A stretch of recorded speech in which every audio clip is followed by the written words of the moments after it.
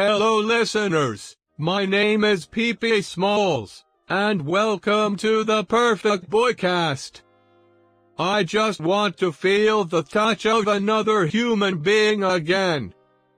Night after night I stimulate myself in ways that are both invasive and uncomfortable, but now it is the only way that I can come. Hello, I am high on cocaine. Hello. Yeah, what about you? In? Sewage. It's gonna like devolve into like little near, and then we're gonna go on and we're gonna start naming controversial celebrities that did nothing wrong one after the other. We're gonna go Tobuscus didn't sexually harass that chick. We're gonna say Ted Bundy, he didn't do it. Kevin Spacey didn't touch that sweet boy bottom. Kevin Spacey didn't touch him. He wouldn't. So He wouldn't dare. Yeah. So all these things and more, you can find out more on the Perfect Boycast. Alec Baldwin has never punched a bus driver, or punched a man for taking his parking spot, or punched a woman with any for serving him bad food. There's nothing wrong with any of the Baldwins. Steve Baldwin didn't have a drug problem. No, they're all doing just fine. Bill Cosby, You don't think he was slipping is some delicious vitamins? Yeah, he was. You were trying to tell me if you saw old Bill slipping a little Flintstones vitamin into your drink, you wouldn't let him? Oh, Come on, he's just watching out for you. I stopped with just one. You know how many vitamins you could take at once? Probably all of them at once. Probably live. He's just making sure. He's just making sure. Okay. So now that we've started and we've got going, and it's building, I feel it developing inside me. Ooh, okay. Matt, Yes, sir. you little bitch. Yep. You fucking nasty man. What have you been up to? What have you been up to this week, you fucking bitch? Okay. Well, first off, been working out like Mr. Senator Armstrong, looking real big. I don't know why. I was just looking at videos that were suggested to me. I'm not working out. You look like a fat, obese goblin. I would probably, if you give me the opportunity, I'd probably wring you out like a fucking wash rag. That's vile. But this week, well, it's March now. We are recording. Clarify, March 2nd of 2019. Yesterday, I had a 12-hour stream in commemoration of beginning of March, which would imply that I'm playing Smash Ultimate or Dragon Ball FighterZ and League. Cool. I'm just splitting up my streams, keeping it interesting. You and I played Deltarune, which I think is pretty darn snazzy. I have here on the docket I have, which is actually shorter than last time. This time, just because not as much happened in this coming week. Okay. But I have actually at some point near the end here, we can say, hey, spoilers begin here, and then we can actually talk about some of the Deltarune stuff. Okay. Yeah. That's fine. Sounds good. Other than that, I finally started winning some games again in League. Ugh. I know. Very surprising. And the week went by pretty easily. Didn't have class on Friday, so I was able to attempt to fix my sleep schedule, only to ruin it by streaming for 12 hours and then going to sleep at 3:40 in the morning. Yeah. But other than that, week was pretty simple. Stream was pretty enjoyable. And I'm happy to say that March is here. Okay, cool, dude. Let's move on to the actual meat and potatoes here after your fucking nonsense. So I don't know when the last time you held a brand new, just out of the factory puppy was, but my sister got a new dog, and I picked it up, and I looked at this creature, and for once in my goddamn life, my fucking icy stone heart melted, and I wanted to give this creature everything in the world, but unfortunately, it's leaving me today. So I'm in a state of depression. I've got the fucking gun against my head all day today. It was an incredibly precious dog, yeah. and Feel free to put that It has into. quite literally no name yet. Yes. Like, it is there's no name to it, so you just look at it and you're like, yeah, you're a dog. But okay. Dog. Aside from that, I signed up for a Smash tournament this week, which happened yesterday, and I was too focused on the dog, and I missed my set, so I got disqualified. Excellent. But you know, sometimes that's the way the fucking cunt crumbles, and you gotta move on. You gotta accept that sometimes life is shit, and it won't get any better until you die. Well, I mean, I think the decision you made outweighs You're full the opportunity. you're full of shit. What do you mean? I'd full of rather shit. have dog you had for the moment rather than play a set That's online. That's fair. I see what you're getting at. Okay, so here's something that happened that I was disappointed I didn't get to do this week. So Go on. Tekken 7, a fighting game I really like. Yep. Season 2 is out, and just this week, Julia, who's a returning character, but now she's a live streamer. They changed her and they made her a streamer. Wait, the character? Yeah. Yeah, she Okay. her intro is her setting her phone up on a tripod and going, "Stream is live." Oh. And then so she like films the fight, I guess. And then the one that is so strange, Negan from The Walking Dead.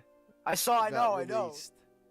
I still don't know how I feel about it. No, I definitely do. I think that it's a horrible character choice, but apparently he plays very fun. He plays like what's his name? Goddamn. He plays like another character in Tekken 7. I never played him, so I don't remember his actual name. But he's got a stance. He does a lot of damage. Apparently he's not that hard to play, which is neat. Cool. Okay, Negan, you get half a thumbs up. I wish you weren't there, but Why is he there? What was the decision? Where did Tekken was like? Harada will do whatever he wants. Is he a fan? Were they thinking this will make like extra money? I have no idea. This doesn't seem. I don't think they're polling an audience to like bring in Tekken 7ers. It's like 4 years outside Walking Dead's fucking fame. Like relevant, period. yeah. Yeah, Like no feverish one relevance. cares. I don't, and you know, I don't know, like, I don't see any Walking Dead fans like being like, ooh, let me get into that fighting genre. I'm pretty sure there are no Walking Dead fans left. Pretty much. Yeah. I don't think there's a single one.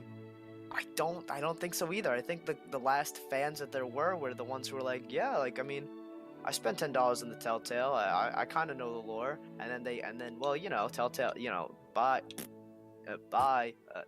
Telltale. So I don't think there's any more fans left. Are they still making? I think they're still making issues. So I'm sure. I have no idea. Let me see. I don't think anyone cares regardless. Anyways, he looks decently fun to play. He's just an extremely weird pick. I kind of want to try him, but I don't have my PS4 right now, so This is a 16-year-old comic. It's still going.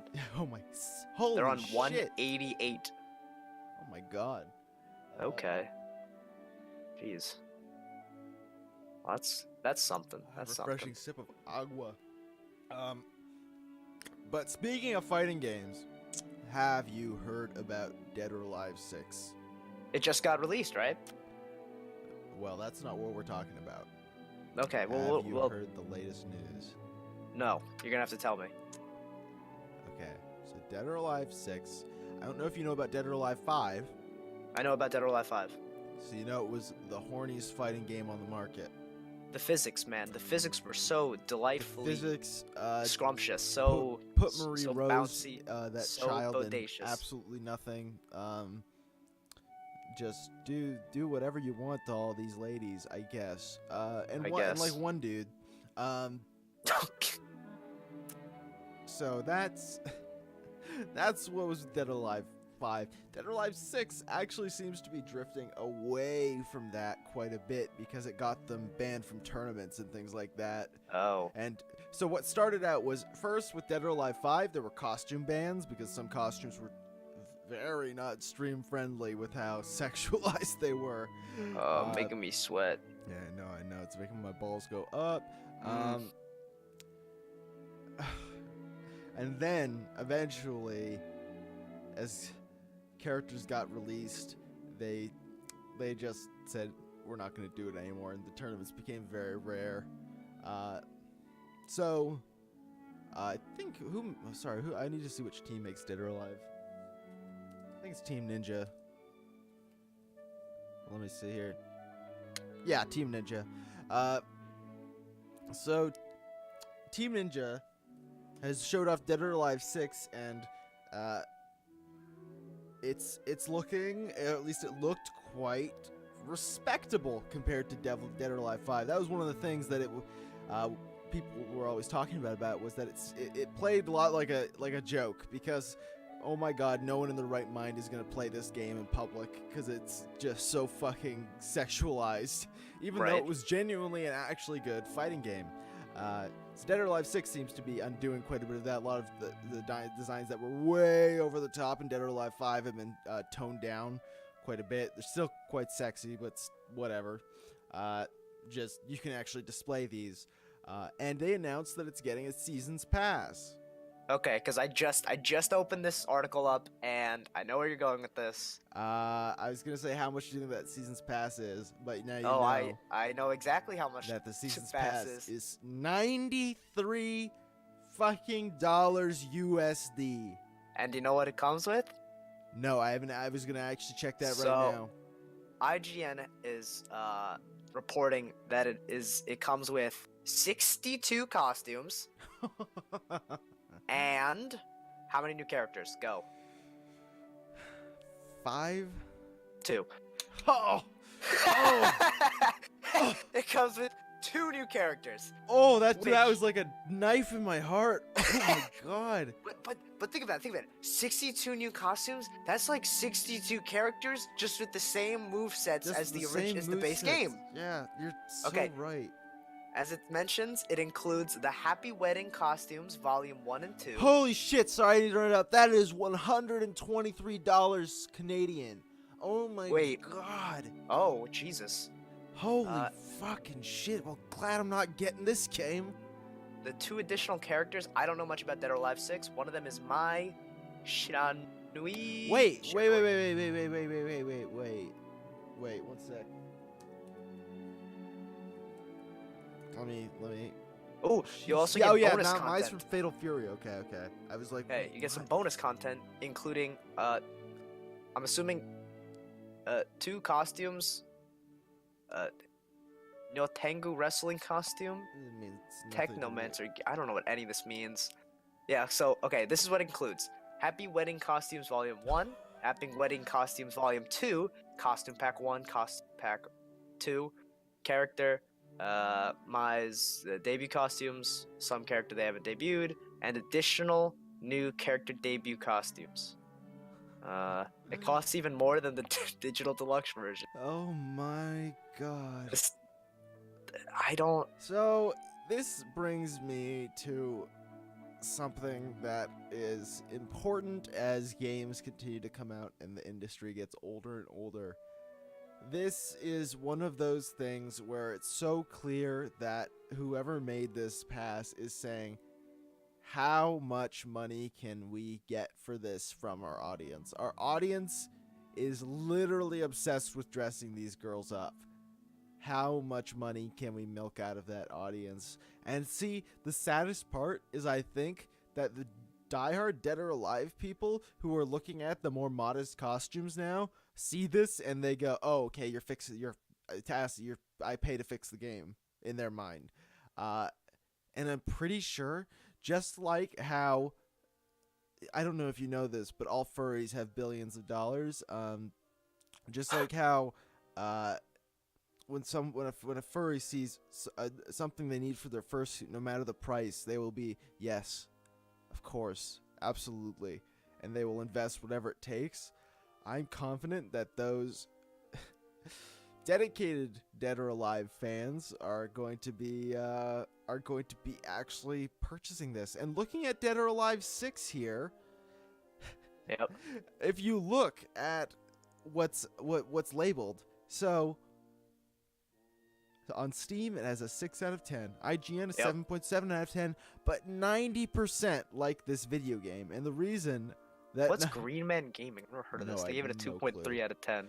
Because people have an expectation with Dead or Alive. Dead or Alive has a notoriety, an infamy even, so people immediately give it a harder time. Even I'm going to, because I'm not going to pick it up, because I just expect it to devolve into Waifu Fighter again. I mean, it looks like that. Yep, and I think that the showing these characters with slightly more modest outfits is going to die off really quick. They already have a bootleg Hatsune Miku in there and shit. Like they. Wait, but they have Ninja Gaiden. What do you mean they have Ninja Gaiden? I'm seeing a lot of screenshots with just Ninja Gaiden. That guy. Ryu. Wait. Ryu? Hiryu? What's his name? Wait, no, Ryu. Hiryu. Ryu. It's Ryu. Ryu. Yeah. Ryu's in the game? Ryu Hayabusa? Yeah. Hayabusa gameplay more. Holy shit, that's awesome. I love that. I think that's literally the only. Oh, that's loud. Yeah, let me. I'm opening a video here. Oh, I fucking love Ryu Hayabusa. I kind of dig this a lot. God damn it. I think his design is the sickest shit. Anyways, so, but moving on. So that's kind of neat. That is way too much money for a season's pass. That's way too much for a lot of things. Yeah, somehow that manages to be more than games cost in Canada, and games here are $90. So Well, that costs more than how much games cost in the States. Yeah. And they cost $60 for us. Yeah. So, Jesus Christ. I said, it's more than the digital deluxe. Like, just like conceptualize that. It is more than the base game plus its extra costumes and like bonus whatevers. Yeah, but like, this isn't the first with time. only 2 new characters. Yeah, this isn't the first time shit like this has happened. Do you remember the Steelbook Deluxe version of Mass Effect Andromeda that didn't come with the fucking game? Oh god. It was $200 and didn't come with the fucking game? Yeah, it was pretty awesome. It's fucking sayonara, BioWare. Yeah, they're dead on arrival. So, yeah, this is ridiculous. My hope is that this doesn't sell well, this season's pass, and they realize their mistake and they adjust it. But I'm feeling like this is gonna work out for them because they know their audience. They know their audience very well. Yeah, I mean, it's not really a company that's attached to anything else besides this per se.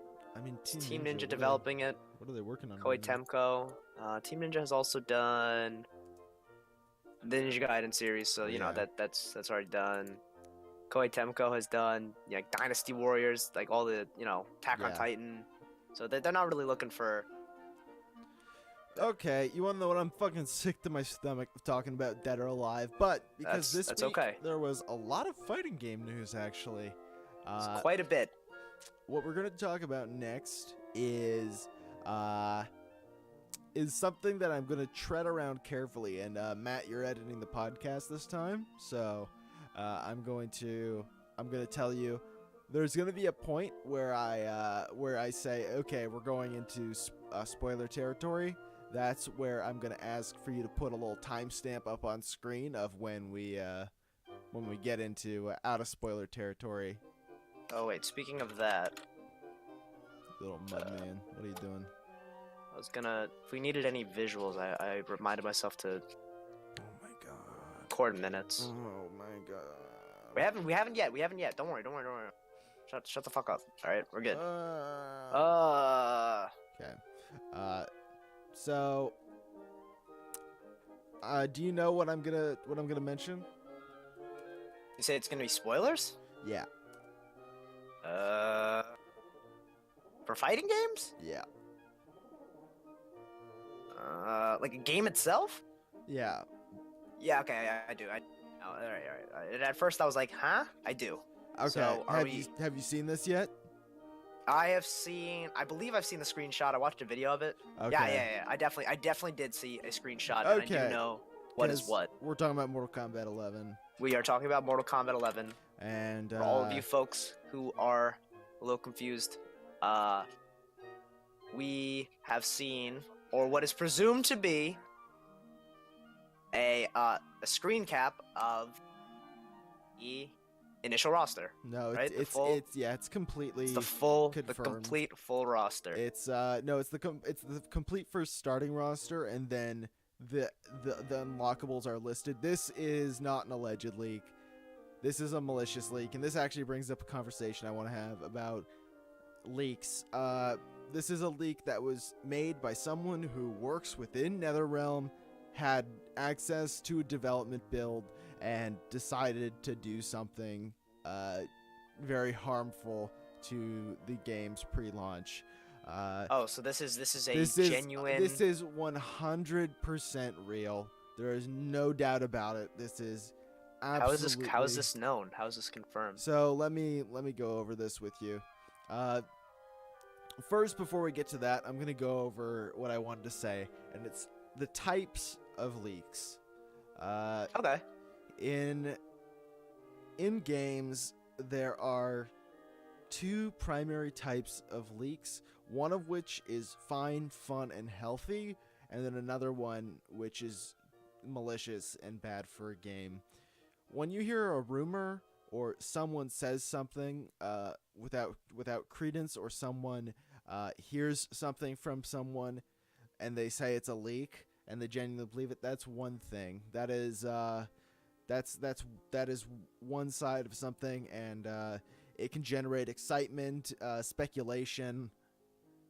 When you are working for the company of which you are that is making the game, and you go and you look at a development build and you take a picture on your phone and put it on your Instagram, oh my, you are spoiling quite literally. And they, as you can even see on the picture, we're not going to put the picture up because obviously it leaks. I won't put up the picture. Leaks everyone.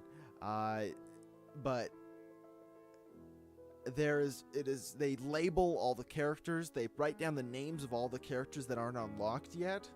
Yep, and they have opening spots for the. Yeah, this I'm imagining to be DLC or whatever. Zoom DLC. Yep. Yeah, this was malicious, and this really does damage the reveal of the launch. So I don't know, probably no one with the possibility to leak anything listening to this, but if you ever were working with something, one, you're gonna ruin your career. Two, this just so bad for games in general. It makes me really sad because the people over at NetherRealm work really hard and they're very passionate about the games they make. So it's, and they're not like a pile of shit people. I mean, they played around with that whole meme thing. They had a lot of fun. I thought it was really good press. Yeah, Ed Boon loves this franchise more than like anything else, and this happening, like it's really sad. But yeah. I digress. I think that since this is out there, many people have seen it. And you've seen it too. I've seen it. I'm looking at it right now. Yeah, it's probably worth discussing. So I'm gonna say, starting now, we are going to begin discussing the MK11 roster. If you don't want to listen to it, I'll leave a timestamp for the point at which we're not discussing. Not talking about it. Okay. This, yeah. Move on to the next point. Yep, I can do that. No problem. Hop over to that point. We can possibly even add it in the audio version. We can just say ba ba ba, or we can have it listed in the description. Either way. Yep. Either way, we will accommodate for those who feel they do not want to see it, and rightfully so. That's quite all right. Okay. But we would like to discuss it nonetheless. So I'm gonna start out with what was known from before this. So let me just zoom in on this. So here's what we knew. We knew, obviously, Scorpion and Sub-Zero, they were going to be there no matter what. Yep. Raiden was very important to the ending of Mortal Kombat. Of the last game. Of Mortal Kombat X, yep. And how he's been corrupted. He's turned into sort of a bad guy. Yep. Liu Kang, obviously gonna be there. Kung Lao, obviously gonna be there. They're 2 core fighters. But Liu Kang and Kung Lao haven't been shown yet. They haven't been shown at all. It's just everyone knew they were gonna show up, obviously. Right. Well, I think he was in a. They were. Liu Kang for sure was in a cutscene. Liu Kang he's in a cutscene for the ending of X, and also I believe he's been shown in a cutscene for this game as well. He's now one of the rulers of the Nether Realm. And other characters that have been shown though include Cabal. Cabal's been shown. He's coming back. Yep. Jade's coming back, and those are just as a favorites. Revenant. Yeah, so they're I believe they're both Revenants right now. Yeah, I believe that's what it looks like on the picture. Scarlet's coming out as a weird desert Russian. It's strange, but she looks cool, I guess. She looks pretty cool. Yeah. Then we've got Sonya. Oh, Sonya looks rough. She looks like I think we discussed it last time. We did. But yeah, she's not looking. She's not looking too great. But she's been shown. Baraka making a return. A lot of people are happy about that because they killed him in Mortal Kombat X, and everyone was like, "What the fuck? What are you doing? What are you doing? We love Baraka. Why'd you get rid of him?" So now we're getting into territory. Oh no, Kano and Geras are the 2 others. Geras being the new. Time Boy. Yeah, he's the Time Boy. Do you know what he can do? He can take 30 seconds off of remaining time, and he can add 30 seconds remaining time. Wait, that's weird. That's kind of wonky. Yeah, to the match. So if he's winning, there's 30 seconds left in the match, I win. Oh. So that seems fucking, that seems like that might get tuned at some point. Kano looks kind of strange. He almost looks like a Fortnite character. He kind of, you know what? He kind of does. He's all the other characters have this really realistic look to them. Maybe it's just the render they have of him that looks strange. But like in his reveal, yeah, like in his reveal screen cap. Yeah, he's holding up a very atypical. It just doesn't look good. He looks weird. I agree. I think he looks very strange. And the last character that they've already shown is a returning character from X with a really ugly new design, which I think they wanted to make it really ugly. Is because they didn't want people wanting to bang the Bug Lady anymore. Devora. Oh my god, she's coming hideous. back. Oh my god, Devora looks terrifying. Oh my lord. I do not. See, here's my issue with just how hideous Devora looks. I don't want to play that character. No, I don't want to. I mean, I didn't want to play the character before. When she was like a weirdly pretty Bug Lady. No, that's not what I thought, but I know people did. No, a lot of people did. That's why I'm saying it. I've never liked Devora. She's always. Oh, did you say Johnny Cage too? Yeah, Johnny Cage. Yeah. There you go. Johnny Cage just got announced recently, so to mention. Actually, you want to know what's crazy? What's up? Johnny's not on this, so maybe not all the characters are shown on here. Johnny... No. It's JOH. Oh, that's, yeah. Johnny. Yeah. Okay. Yeah. You're absolutely right. Yeah, he's there. It's just an earlier build. So. Yeah. So Johnny got shown as well. Johnny looks great. I'm so hyped for Jay. He's designed. Fatality? I think he's designed. Yes, he designed the take 14. Yeah. Who's this guy? It's a really. Hired this guy. It's a really fun, really. This is my favorite. Yeah, this is my favorite Johnny Cage iteration so far, at least visually. Yeah, he looks great. Yeah, now let's get into some of the stranger choices that have been made here. So, some characters seem to have been omitted so far. As you can see on here, there is no sign of Melina, and Melina is a very fan-favorite character. But the leaker said Melina's coming as well, so that's possible. Other strange choices, the Combat Kids are coming back. Well, not all of them. That's actually the weirdest bit. They're bringing back the least popular. Actually, the second to least popular. Jackie is the least popular. I have no idea why she's coming back when Cassie wasn't bad. Cassie was the second best. Takeda had the most fun play style, so Takeda was Jackie has the personality of balsa wood, being slammed against a little kid's desk. There's really nothing to her. Every character moment she has relies on another character. That was in Mortal Kombat X. And her design was super bland. Like, she was literally just in military fatigues. So I have no idea why she was one of the choices to bring back when Takeda's not on this list at all. Bizarre to me. They gave him an incredible kit, like a really, really fun kit to use, and they took him out. Yep. It's very strange. So Jackie's coming back. Hopefully she has a revamped moveset, because her moveset just felt like a worse Jax. Even though she was better than Jax in Mortal Kombat X, she didn't feel as meaty to play.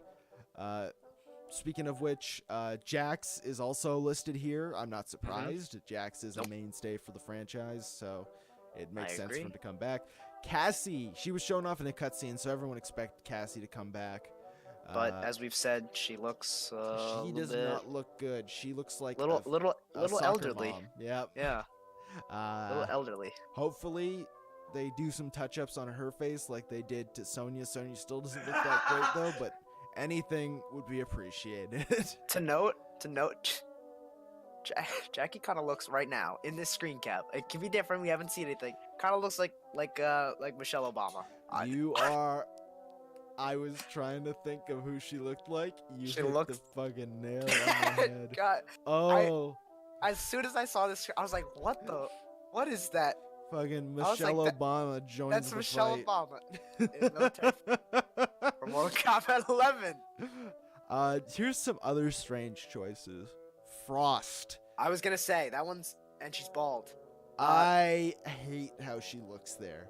I don't like how she looks. I hate bald Frost. I do not know why they made Frost bald. I hate this look. She looks like Mr. Freeze. Frost was not that interesting of a character while she had hair, and giving her no hair does not make her much better at all. In fact, it actually makes her much less appealing. So there are some names here that people expected as well. Kitana, K-I-T. Yep. Everyone expected Kitana because obviously she's a mainstay and she's a ruler of the Netherrealm along with Liu Kang. Yep. So that's strange. The fact that Melina doesn't seem to be listed on the base roster, though, is strange. But one that I'm very excited for is my Mortal Kombat 9 main, Noob Saibot, being listed here. A lot of people are excited about that one, if I recall. I am extremely excited about Noob Saibot coming back. He was by far the most fun character for me to play in Mortal Kombat 9.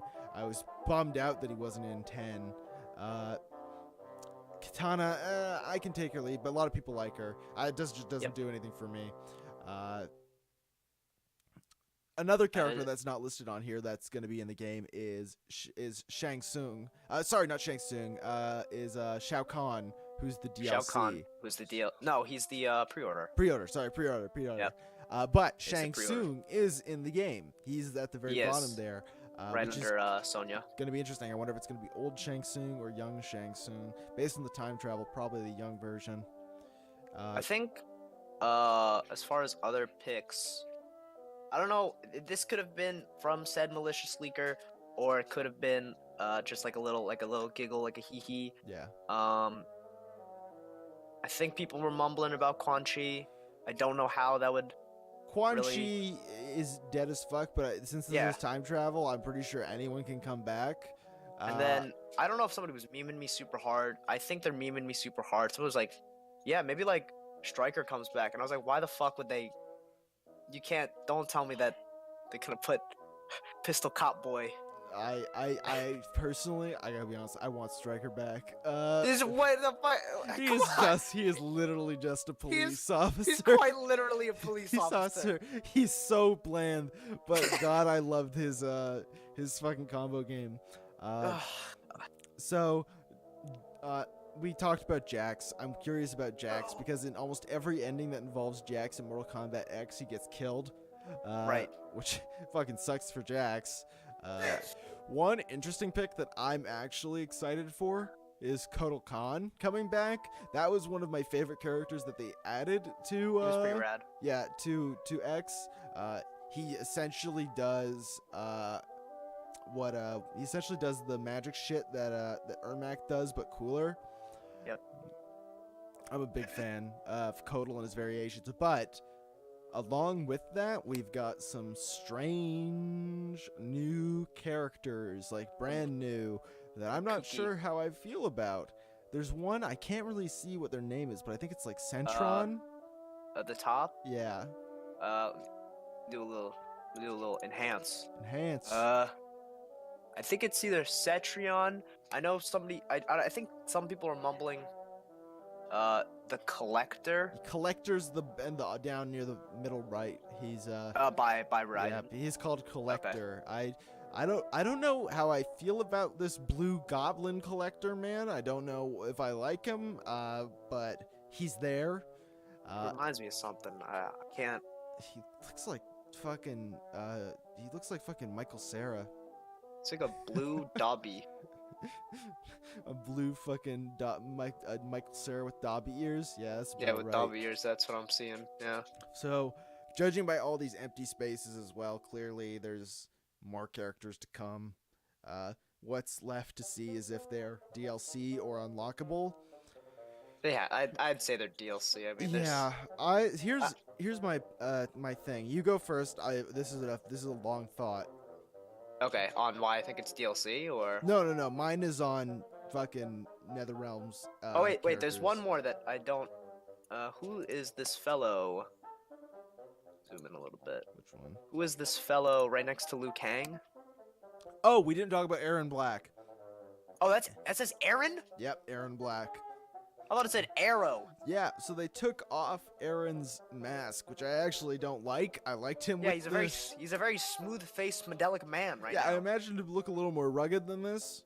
Like I remember the sunken eyes. I thought he'd have like a fucked up face. He's looking rather. He looks fairly handsome in a roster that has some soccer moms and dead people. Yeah, I'm okay with him looking like this. I just don't. I really like the idea of a fucking gunslinger with the ninja mask. I thought the ninja mask fucking looked dope, but I thought he was sick looking. I thought he looked so cool. Yeah, but my very very real possibility is that one of his variations or costumes will give him the mask back. So.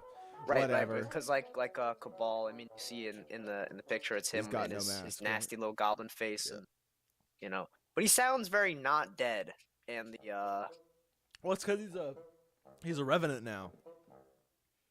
Well, no, because I mean, what's her face? Jade sounds very, I'm dead, dead, voiceover he doesn't effect. He doesn't have the voiceover effect. Yeah, he doesn't have that voiceover undead effect because he's like, I'm fast as fuck, boy. I don't know what he says. I don't remember. Yeah, he says those are his exact words. He's like, I'm look at me, I'm fast as fuck, boy. You see, that's Cabal's entry. He zooms in, he goes, I'm fast as fuck, boy. They actually got Keemstar. I actually really like Cabal's design. Yeah, no, Cabal looks cool, like with his mask on and everything. Yep. Yeah, I like him. I like his whatever those fucking Ninja Turtle combat things. I don't know what they're called. Yeah, his hook swords, right?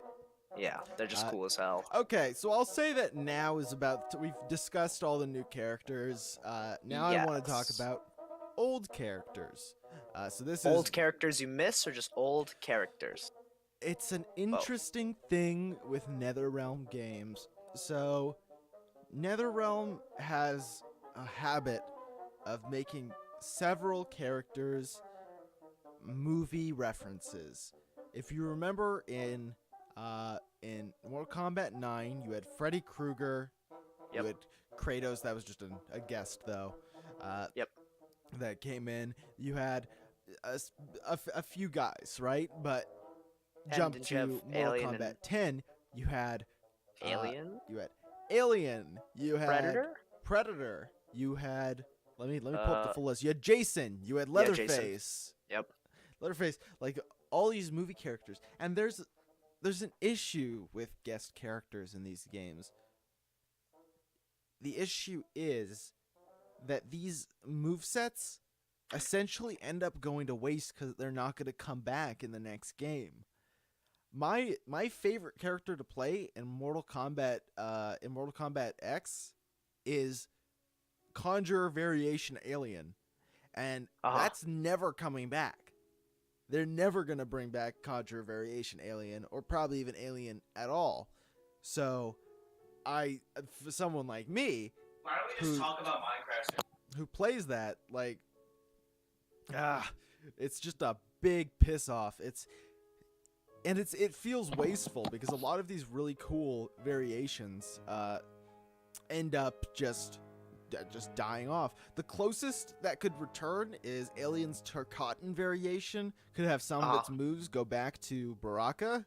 Yep. But like, it's a big shame to me because, one, I was super excited that Alien was in the game. Two, it's now that they're gone, I'm never gonna. It's the same issue. Let me do something that you can probably relate to. Is when you play a champion in League of Legends or a MOBA like that, and then or any game, and then they get reworked, and that champion is gone forever. That character is gone forever. With this new one to take its place, it's tough, especially for people who get attached or play those characters. Like there was that one guy who played League who mained the old Aatrox. And then and then now he's very lost now. Yeah, that's true. So that's just an example that your like gorilla brain can understand. Yeah, my tiny little lizard brain. Your tiny little lizard also, brain. Side note, where is my boy Boraicho? Where is he at? Boraicho. Where is Boraicho? Why piece of shit. He's great. Haha, he burp, he fart. His throw up combo setup. That's great. Fucking Boraicho. So good. If I saw Boraicho in real life, I would go up to him and I'd give him a big raspberry on his warm belly. Oh god. It's terrible. Okay, so that's awful. That's Mortal Kombat. That's Mortal Kombat 11. You want to do some kooky speculation? Sure. So this is speculation now, so this isn't spoilers. This isn't spoilers. We're just throwing it out there. What do you speculate? I'm thinking, all right, guest character as discussed.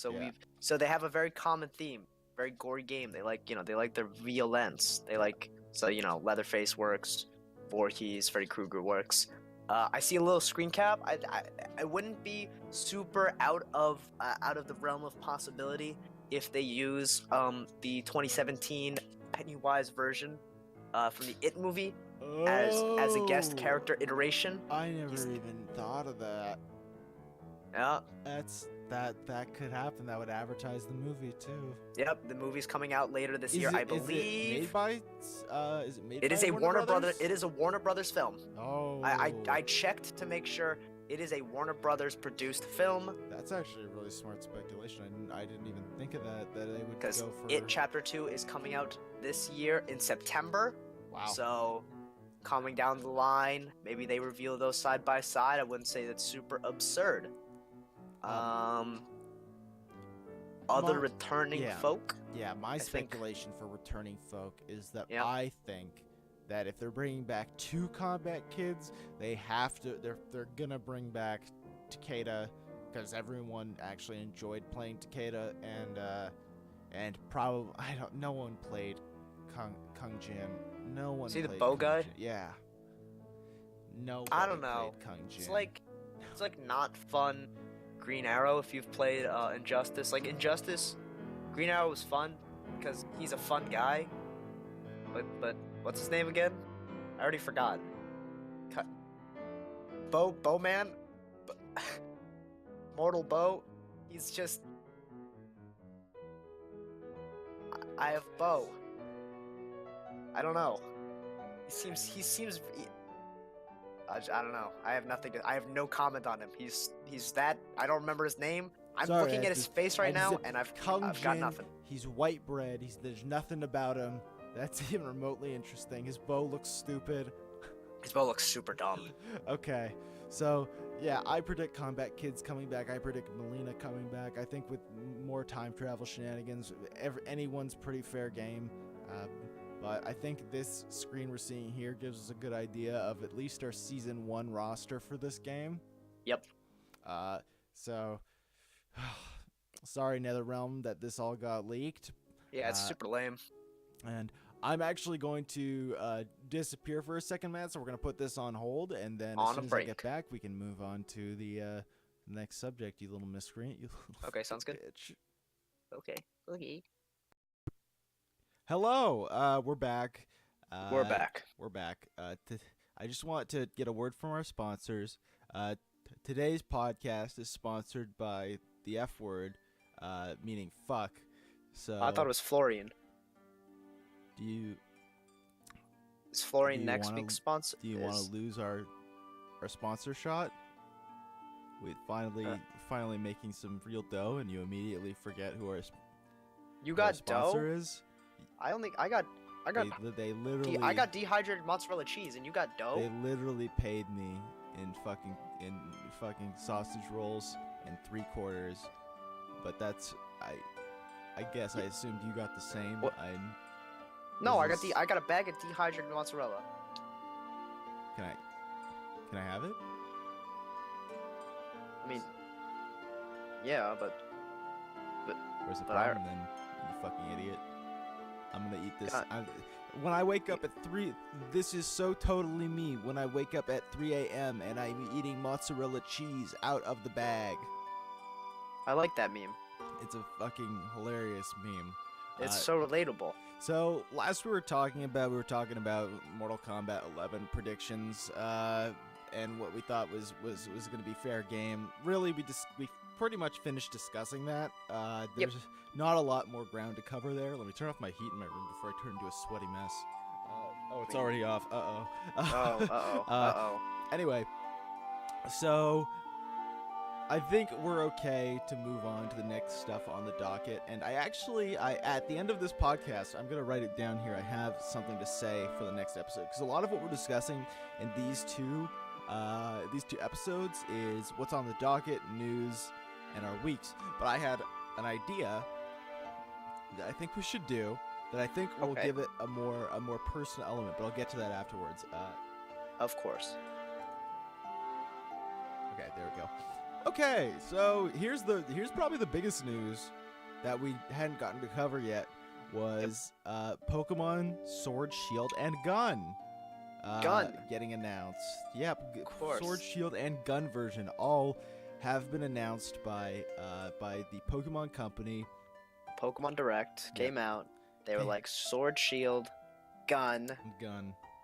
Yep. And see, I for me it's a little bit bittersweet because it's exactly what I expected it to be. But there are some things that pleasantly surprised me. I'm gonna be optimistic here in the podcast, despite some of my internal pessimisms about the game. So let's go over what we know from the game so far. Yep. So one big thing, obviously, is the region it's taking place in. It's taking place in a UK-based region, like it's based on the It's UK. The Galar region. Yeah, I don't really like the name, if I'm being honest, but I get why. Do you know why it's called the Galar region? I don't know, like Okay. Gala. No. Okay, so type out Galar. Okay, Okay, have you done it? I have done it. Now erase the R. So Gala. Yep. And now write NT. Gallant, like a knight, and then all you have to do is erase it down to the half N, and you get the Galar region. Oh, Yeah, that's that's because the gallon. that's probably it. Okay, I mean, So, all right, Yeah. sure, Pokemon. So, the game came out, and obviously, it is the first real title on Switch. I'll say I consider Pokemon Omega Eevee and Alpha Pikachu to be a kind of a half game, because it really mostly ties in. It's a full adventure, but it's kind of a partial deal. So Yeah. let's get into what makes this its own thing. Let me see. I go into the official Pokemon website here to get all their little details. Watch the trailer here. No. So we got our first looks at it. It looks like old England, etc. in a lot of places, not like old back in time, but like with older English style architecture. The region looks to be quite linear, if I must be honest. It does. It does look like progression from town to lake to city A to old ruin to mountain to city B. That's one of the things that first got me a bit skeptical, is the fact that it looks like the region looks like literally a straight line, which I'm not sure how I feel about, but we'll get to that eventually when we get more information about the game. For all I know, that's completely off, and a lot of the areas on the sides here you can explore, but we'll have to see. So, of course, along with this, we got the announcement of the 3 starters. The grass little awesome monkey being called Grookey. The mischievous chimp Pokemon that is full of boundless curiosity. Or, as the translation says, the curious little bastard. It's true. It's true. There's then Scorbunny, the fire type that will be turning into an upright furry bait Pokemon. Oh boy. Most certainly. And then Sobble. Sobble is the Pikachu O-faced Pokemon. He's literally making that same face. Oh no. I want you to put on screen right now Sobble's official art and the Pikachu face. Oh my! Wait, I'm gonna do a side by side right now. Yeah, so you can see it. It's. Oh come on! It's not. Oh no! It's the same. I didn't really like. You've broken him. You've broken him down to his bare bones. His base elements. Oh my! He's got the cheeks. He's got the angle of the eyes, the little nose. The mouth. God, and obviously, it's everything. Yep. Well, it's just like Scorbunny is in Torchic's pose and has Chimchar. Oh no, has. No. It shares It's Chespin's. Chespin? Wait. Chespin's mouth and everything, like Chespin's mouth, head shape and such, and it's Chimchar's pose. But I also checked; it is also Torchic's pose. Oh, fantastic. Apparently, they put a lot of them in this pose. Of course, and this one is. I know you had your discontents about it, the firefighting. You had your tirade about it. I don't think it's gonna be firefighting necessarily, dude. But I know No, come on. Look at that thing right between its eyes. That is a bandage. Yeah, that is that is a Tyrogue style bandage. You can't tell me that. But it's gonna be anything other than that. But it's gonna be a soccer player because it's called Scorbunny. Yeah. Yeah. So he's gonna have humongous just tree trunk thighs, and he's gonna have sky uppercut. He's gonna have you're probably right. He's gonna have he's gonna have blaze kick. Yeah. It screams it. You've confirmed it even harder. Yeah, you're right. He's gonna kick around fireballs. Your fire and fighting Pokemon, Scorbunny. He's no longer snakes with human traits. We're gonna have rabbits with human traits. Grookey, I have a prediction. I think that he's got a stick. There's two possibilities here for me. And one goes for all the starters, and then 2 goes for what I would like Grookey to be. The first one that goes for all the starters is they're going to be based on British sporting events. Sobble, water polo, Scorbunny, football, soccer, and Grookey, cricket. I don't want that to be the case, but it's possible. So I'm going to just hope that that's not right. What I would like for Grookey, the cute little grass monkey, to become is a Sun Wukong style ape with a staff. Sun Grukong? Yeah, Sun Gru. Oh. You didn't see that tweet? Yeah, someone was like, I swear, if Grookey becomes a grass fighting, his final evolution is named Sun Grukong. I'm gonna go ballistic. I love that. Oh my god. Yeah. So I'm hoping that that's the idea, because whenever there's a chimp, by the way, they call it a chimp. This is not a chimp. He has a long tail. He's not a chimp. He's a monkey. Yep. Whenever they have a stick, it is almost assuredly going to become a Sun Wukong reference. I'm But sure. we'll have to see. So, what about the region has you the most excited right now? So visually, just off the map, while linear, just at a gameplay standpoint, I did discuss how I like it visually. I like how the colors are presented. While I'm not huge gameplay wise of how the progression system is looking like at a glance, small town, river, city one, as I said before. Yeah. It reminds me of, if you've seen, I'll put it on screen. Somebody did a really impressive print of, I believe, Dark Souls 2 map progression, like where you go downward, and it looks incredible. And that's what this is kind of reminding me stylistically. Yeah. I'm just kind of excited to at least look into more Pokemon again, because I didn't play Black and White. Yeah. I didn't play Black and White 2. I didn't play Sun and Moon. I didn't play Ultra Sun and Moon. I mean, yeah. I played X and Y. I was disappointed.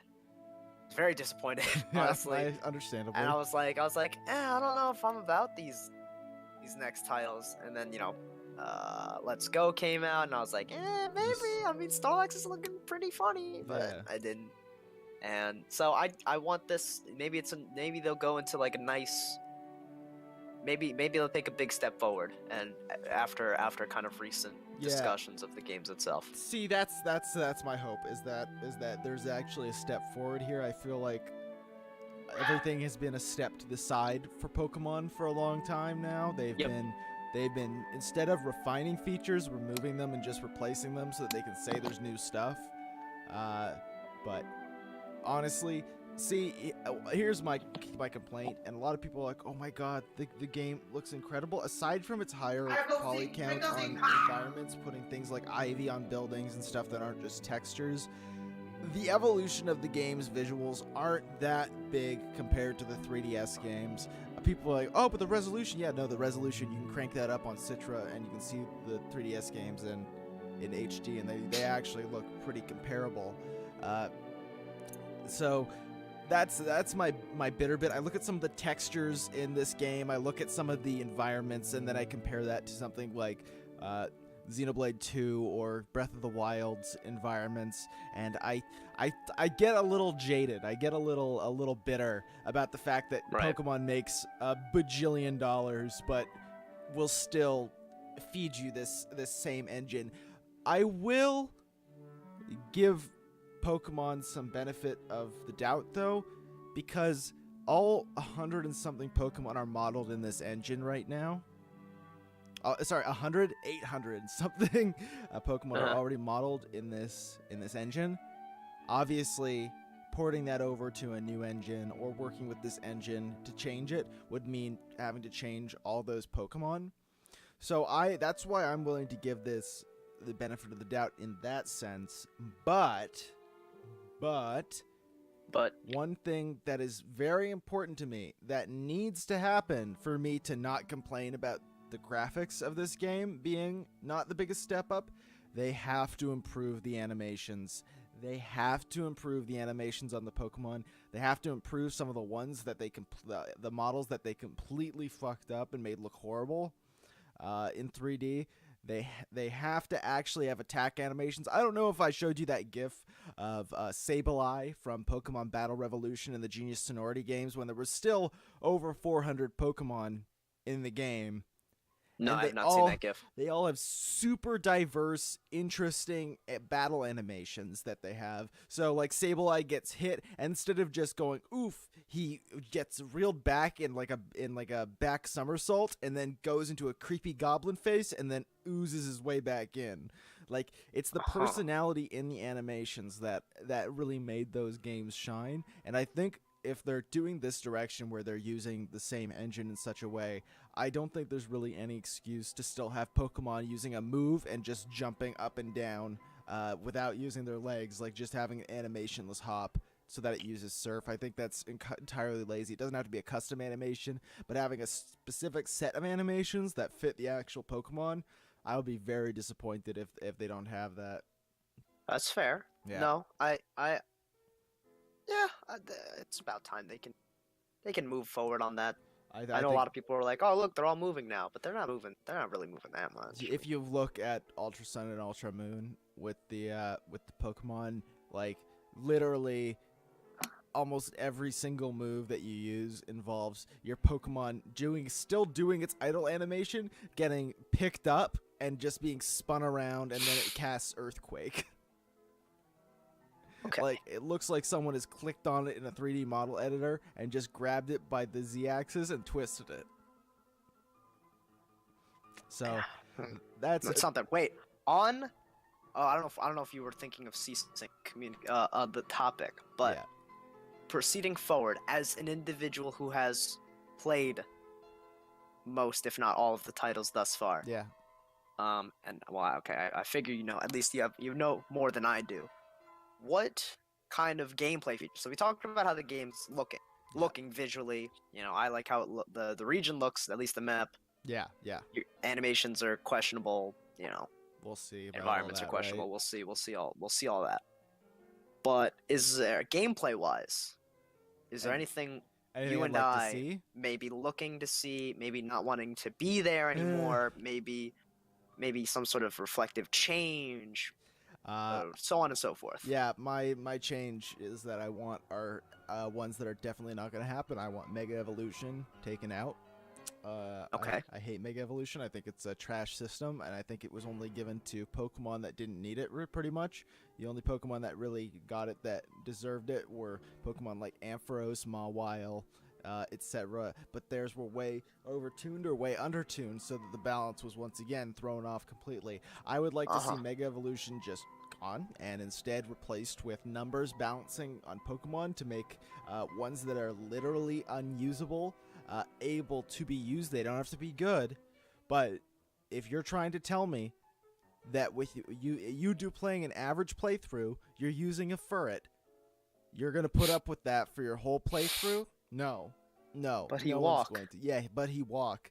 But there are Pokemon in this game that are designed to be filler. And I think that's not fair to the people who like them. I think that while they don't have to be good, your Furret is never going to be Garchomp, who isn't even considered that good anymore due to power creep.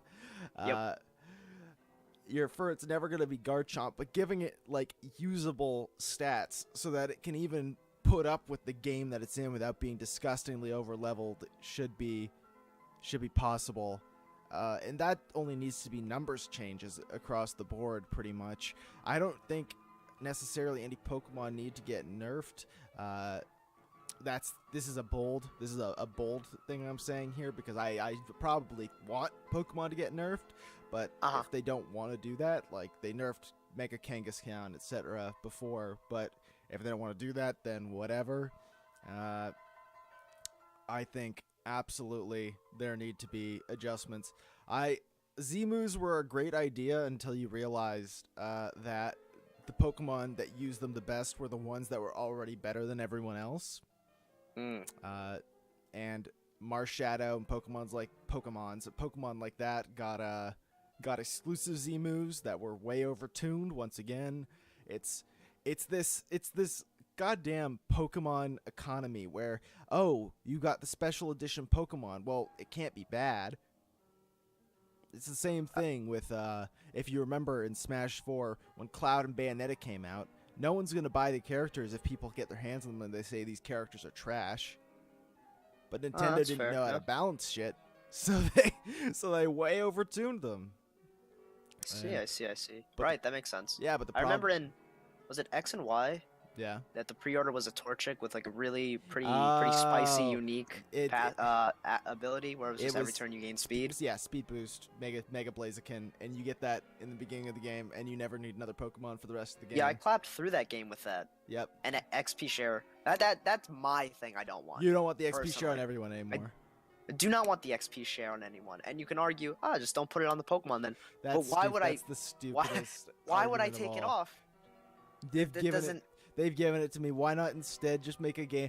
Let's consider that the XP share stays around. What needs to change? The game needs to be properly balanced around Either the XP that share. Or even old XP share, how that worked was just pretty put it on, harmless. Yeah, put it on whichever hold one it on you the want one to level Pokemon, up. That's it. The one Pokemon who held the XP share was the one who got like that little bit of XP. So And you're there wasn't pathetic. that big of a problem with that. Yeah, and there wasn't. It didn't feel like it back No. then. I don't know why they were like, let's give it to everybody. Well, to make so you can make your big team full of cool Pokemon, and then you never have a single struggle for the rest of the game because you only need to use your front Pokemon. But in case that one faints, now you've got all these which are the same level. Yeah, which are also 12 levels above anything you're facing at this point. Yeah, no, the XP share thing is another option would be to lower the amount of XP that everyone gets. Like, there's a lot of solutions to this problem, this stupid problem. No, that's true. But they need to actually go through with them. Yeah, I agree with you. I'm not a big fan of the way the XP share ended up getting handled. And then maybe post-game content, I've always felt. Oh yes, isn't. no. Since you're entirely right. Since Heart Gold and Soul Silver, post game content has been awful, lacking. Yeah, absolutely lacking. So maybe something there, or at least make the base game more meaty, or whichever. Portion it out properly. Yeah. So it feels rewarding either to get through the journey or make it to the end. Yeah, because one of the worst things to feel is when you're playing one of these Pokemon games and you get to the end, okay, there's no content, so what do I want to do? I want to now build up a competitive Pokemon team, but they keep making the resources suck to get competitive Pokemon. Yeah. It is extremely difficult. They've made it easier over time in some regards. Like, shinies are easier to get, that's not competitive. Breeding doesn't take as long. I still have to run around in circles for hours in order to possibly get a perfect one. Like, there's no... Yep. It sucks. It absolutely sucks. So Ultra Sun and Ultra Moon and Sun and Moon had something called Hyper Training where you could perfect your Pokemon's EVs, and IVs, using Hyper Training, but yep, they already had to be level 100. Oh. Yeah. Yep. They had to be level 100. They have... They need to, you need to have these extremely hard to get gold bottle caps if you want to do all of them. And the game never makes these gold bottle caps easy to get. Sometimes they're only on event Pokemon, unless, here's the thing, guess how it makes it easy? Oh, I cheated. I had to cheat at the game to make this viable.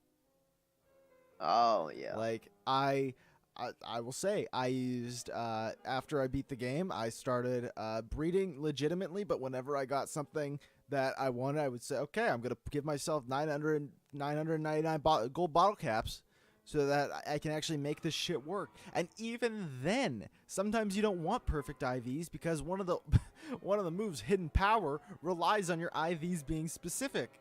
Oh, God, I'm so fucking, I hate how this shit ends up being handled and how Nintendo keeps punishing people for doing shit like this, but they don't make it any more viable or easier to do in game. That's true. Yeah, no, it's that's a lot. I never got into it competitively. Yeah, I mean, I knew EVs, IVs, but I was like, it seems like a lot of work. Well, guess what? And it is a lot of work. Yep, you're entirely right. So yeah, that's my onion on all this, but Pokemon Sword and Pokemon Shield, they have promise, like any new Pokemon game has promise. There's a different director in charge of this one. Okay. Ever since that the director of Pokemon Heart Gold and Soul Silver changed over to Masuda, he's the one directing it now, I found Pokemon games have gotten a lot lazier, and so I don't know if you've ever read the quote where it says, one sec, let me, Pokemon Heart Gold this or S. Quote.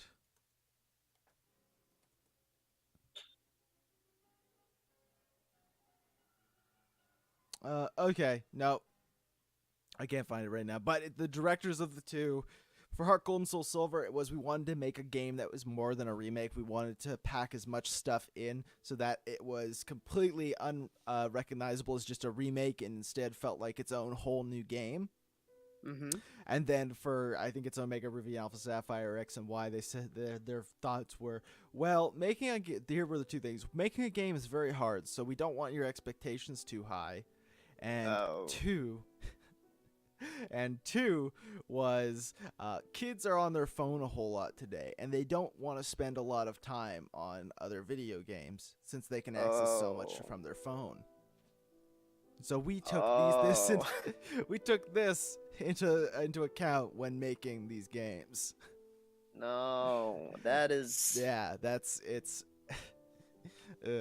Even on a design philosophy standpoint, the game warrants random encounter-based leveling systems. Yeah. Which in itself could take longer than... If you really... Yeah. Could take too long on their phones. Then you would if that going through its logical end, you would say, well, the Pokemon Let's Go, Ultra Pikachu, and Alpha Eevee, all Pokemon should just be floating around everywhere. And they're not doing that, obviously, in this game. Yeah, but like with that logic, that would be how you would make it a little bit faster. That'd be one way, at least. Instead, it's just laziness. So, that's what makes me so skeptical about new Pokemon, is that I'm just worried that wherever possible it's gonna take a lazy route. But I digress. That's kind of enough time. Talking. Yeah, there's time. There's more to see. I don't want to be too negative going into things, even though I immediately am. But I don't know if you heard about this or saw this, but there was... one sec, let me pull it up. There was an alleged starter Pokemon leak for the final evolutions for these. And you want to know why I'm discussing this without a spoiler warning? Because it's not real 100%. Oh, excellent. People are posting about this on YouTube right now. They're hounding about it. Let me pull it up here. Even Shofu made a video on it. Let's see where this is. Saying spoiler alert, but I'll tell you right now that it's specifically made to look like the leak that got out for Sun and Moon starters. Here, I'll link it to you. I have it right here. Okay, while you're looking it up, I did see some cool fan stuff. I know we also discussed the potential evolution that may or may not come through it. Somebody made a pretty decent looking steel evolution. It was actually quite cool looking. Yeah. Very Knight-esque. I can send it to you through Twitter later. Yeah. So. But it was quite cool. People are on the clickbait. Legit. Yeah, people are on the clickbait bandwagon right now for this, because for some reason they believe it to be real. Here are your red flags. One, it looks exactly like the Sun and Moon one. Two, there's an Instagram watermark attached to it and a Facebook watermark. Really? I don't see that. Keep going. Keep going through the video, and they zoom in on it. So what you see here is it's like a spaceman bunny, which is not what it's gonna be. Absolutely not. Because it says Dag Ranger. The whole obvious thing with Score Bunny was the fact that its feet were the main focus, and this turns its ears into the main focus. So no, this isn't gonna be it. I actually really like the look of Sobble's Final Evo. Like, you can even that was pretty rad. You can even include these if you want posted, because they're not real. They're not real. Yeah, they're not real. That's pretty rad. I like Sobble's a lot. I think it's a pretty cool looking Pokemon. I don't like Grookey's baseball player. Oh, he's much. so Americana, big man. He's big poppy right there. He's a hunk. Off the fences. And he's humongous. He is also extremely non-fitting of the region. Why would baseball instead of cricket be what they went with? I think the Score Bunny one looks pretty trash too, if I'm being honest. I really overall don't like any of them but the Sobble one here. But yeah, no, these are absolutely 100% fake. You can already see, if you continue through the video, more fake evolutions for them. Oh, this one sucks. Yeah. I don't like this one. Yeah, no, these are absolutely not real. Fantastic. This I is love it. This is a non-malicious leak. Yeah, well, yeah, this is a non-malicious leak, but it's one of the ones that everyone's gonna be on about. So if you see people posting about a cool serpentine sobble, a baseball gorilla ape, just know that the wool is being pulled over your eyes. This is not real. This is literally being. Also, I just noticed this with the bunny. Yep. If you look at the trainer art used in the background, that's Chicken Chan from Sun and Moon. For the bunny? Yeah, if you look at the silhouette in the background there, that's the Sun and Moon trainer, not the trainer from this game. Oh, okay. This, okay. I wouldn't know, but Yeah. Oh yes, no, yeah, with the funky Yeah, with the funky hat. Yeah. Yep, that's Yeah. literally her. It's not it's not the trainer from this game. So, yep, okay. There's all your confirmations. But this brings us to the point. People gonna be harping on bullshit all the way until the end of this year when this game actually comes out. People are gonna be saying real leaks, and there are going to be This very is 100% few real, leaks. genuine article. 100% real, genuine article. And I mean, this video just came out and already has 21,000 views. So, like, clearly it works, and it's going to keep working because everyone wants to see them. It's going to work all the way up until the evolutions actually get shown. Yeah, it's gonna be crazy. So eventually, podcasts will talk about it. Yeah, one day. It'll be shared. It'll be presented in between conversations, out of conversations. It's crazy. So this Real is wild. This is kind of a warning. Do not fucking fall for this tripe. Do not fall. People are going to be posting leaks saying, "Oh no, 4chan posted it, so it's real," and there's going to be people are going to be all crazy and rabid about this. Haha, get it, rabbit because it's a rabbit. I like that. Yeah, no, this is bullshit. It's well drawn bullshit, but it's bullshit. So do not fall for it. Okay, that's kind of all I have to say on Pokemon Ultra Sword and Omega Shield. And Alpha Gun. Alpha Gun. Yeah. Okay, so let's move on to our two final topics. Okay, first is so you recently played Undertale and Deltarune. Wait. There's one more. Oh shit! What? No. I thought we were gonna talk about this. Evo. The Evo Oh! game. Yeah. Sorry, I forgot to put it on my list here. Yeah. Okay. I thought this was pretty big news as well. This is very big news. Yeah. So there's various reasons why this is big news. One, it's Evo, so naturally it's big news. Yes, Evo is big news. Two, it's Evo, and a lot of the games that are being brought are just new games, like games. Yeah, they are newer games. Well, not just newer. Games like Samurai Showdown isn't even out yet. And Mortal Kombat 11 Yeah. will be out by the time this this tournament happens. Evo happens, but it'll be as of brand right new. now, brand new. Then there are some more understandable ones. Smash Ultimate's in, of course. Yep. Tekken Street 7 Fighter. is always in. Street Fighter 5 is in. Everyone expected Soul Calibur 6 to get in, but that's in. I'm pretty sure this is its first Evo, I think. Yes, I believe it is its first Evo. Sorry, go on. Yeah, I was gonna say a tiny thing.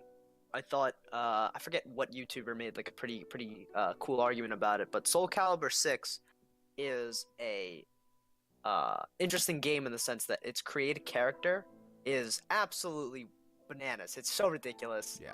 It is so wild what you can do with it. You see, if you you go on any YouTube video, you'll see some really ridiculous costumes referencing Like the God knows Magikarp what. and shit. Yep, it's crazy. But what they pointed out was you can't use those characters in tournaments No, because thank there's God. height things, there's hitbox things, and whatnot. My opinion on that is you shouldn't be able to even use those characters fucking in ranked online. I think that is a huge problem with the That's game. fair. That's fair. That's fair. But how entertaining would it be to just see on a stage, just like fucking, I don't know, like a Pikachu, obviously not Pikachu, just like a muscle-bound Pikachu type, yeah. Yep. Fighting that. You see, I agree, and that's why I have a solution. See, in Soul Calibur 6, you can create a character or you can edit a character. I think, and editing a character does not change hitboxes or hurtboxes. They stay the same. So, I wouldn't mind if costumed characters were allowed. But I think obviously created characters, no, not a chance. If you want to play as Raphael as a bee, and you want to play as Talim as a fucking hamburger, then you like it'd be so funny at grand finals. It would be hilarious to see fucking Mitsurugi draw his katana blade with his big fucking clown nose on his face, and then on the other side, Valdo with the fucking carnival penis comes out. Yep. Like, but they did say obviously there's different hitboxes to hurtboxes. Exactly. So understandably so, it's not there. But what a scene it would be if if the pro players were rolling in with a Doug Dimmadome and a Jimmy Neutron of sorts. So then that's obviously we've now covered the ones people expected to be at Evo. One that people had a hunch would be there but weren't sure was Dragon Ball Fighters. Because of the earlier Toei controversy. Exactly. They didn't really want people hosting tournaments for the game. And obviously this is the biggest tournament. But people still thought it was going to get in because it's an incredibly popular game with a really great art style that's really compelling and is fun to play. Yes. And especially with some recent balance changes and the new characters that are in it, it's got they look so much fun. Yeah, it's got a really cool team building dynamic. So people were suspecting it; they were just a little concerned. So we're happy that's there. One thing that I am shocked about is Guilty Gear and regular BlazBlue getting dropped for BlazBlue Cross Tag Battle.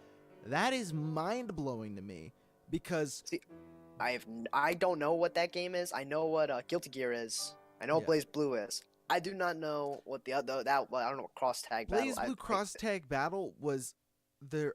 I think that it's Arxis, right? It's Arxis. It's Arxis. I don't even know why I was like, it's Arxis, right? Yeah, no, it's Guilty Gear and BlazBlue. This was their final use of their extremely high fidelity sprites. Yep. They essentially went into all the different sprites that they had, and they put them all into this game and gave characters somewhat simplified movesets. Like, there's the characters from Persona Ultimax in there. There's the characters from pretty much there's Guilty Gear, BlazBlue, all of them coming together in this game to a certain extent, but they are sprites. They're not the fancy models that they would use. Mm-hmm. What's funny to me is I actually prefer the models. I think the models look incredible when they use them in Guilty Gear and BlazBlue, and obviously in Fighters too. But this game got in, so I'm probably not going to watch it myself, but it's an interesting pick for sure. Samurai Showdown and Mortal Kombat 11, like we said, they're not even out yet. So it's weird that they are here in place of something that we'll get to in a second. And then the one that really surprised me, I don't know how much you know about. I have no fucking clue. I saw it, I watched it live. Yeah. And I was like, what is... Under Night in Birth is on the Evo main stage. That is mind-boggling to me. This game has always been a pretty obscure anime fighter that is like, it's good, but it never felt like the kind of thing to take main stage. And I think I'm probably gonna try and catch a match or two to see how people react to it, because it's very, very anime. Like, Oh no, yeah, like here, I'll go over the features on the Arc System. This is another Arc System games, which, you know, to note, it's dominating the Evo stage. Yeah. As far as games, features, fantasy light novel storytelling, whatever story, online gameplay, 20 character roster. It's Arc Systems. They're relatively small. New system cross-cast Veil-Off. That there's 3 hyphen in that. Responsive and deep mechanics. Like this game is very garnered towards I mean, it's Arc Systems. It's super super anime. This is we have literally talked about Dragon Ball Fighters, which is literally an anime game. Like, it's based on anime. Under Night in Birth is more anime than that. This is frozen images, like with bottom text, like style storytelling, fucking just the most anime. So here's the thing though that I do want to preface. I've only ever heard good things about how this game plays. No, I'm not. I've watched some stuff. People are saying good technical things about it, and I'm like, okay, well, I might watch it. It's very obscure. It's very strange to me. Do you know what other game plays really well, and has a similar problem? Dead or Alive. Ooh boy. Dead or Alive plays really well. And Dead or Alive 6 is the best playing one yet, but we can't put that on the Evo main stage because that girl who looks 12's boobies are out. That's true. And they look like people. And this one, that girl with her boobies out might look 12, but she's an anime, not a people. And she's also 500. Yeah, she's 8 million years old or some shit. Yeah, of course. Of course. So I'm really interested that this got in over the elephant in the room. Super Smash Bros. Melee is not even on the main stage. Where did it go? And see, Melee disappearing wouldn't have been as strange of a thing because it actually had it had lower. I think the entries and the viewership has been getting slightly lower every year, but not so much that it's like concerning. That's the weird thing, is that it still had tons of viewership. But that wouldn't have even been that crazy if it didn't show up. Like, it would have been sad. But the fact that we have 2 games that aren't even out yet, and 3 Arxis fighters on here. And one of them's called Under Night in Birth. Wait, what is it called specifically? Okay, the full title is Under Night in Birth. EXE. Latest. ST is in brackets. Of course it is. What the fuck? What does that even mean? That's like Guilty Gear Xrd. Like that's some 358 over 2 82 days. Like, what does it mean? What am I reading? What does it mean? Yeah. So it's nonsense. The general consensus from people is that, oh wow, this is pretty dumb that it's not there. I agree. I think it's a big, ironically, it's a big misplay by Evo not putting it in. But at the same time, I don't control the main stage. These games probably paid a hefty sum to get their themselves. Yeah, they want that French bread rep.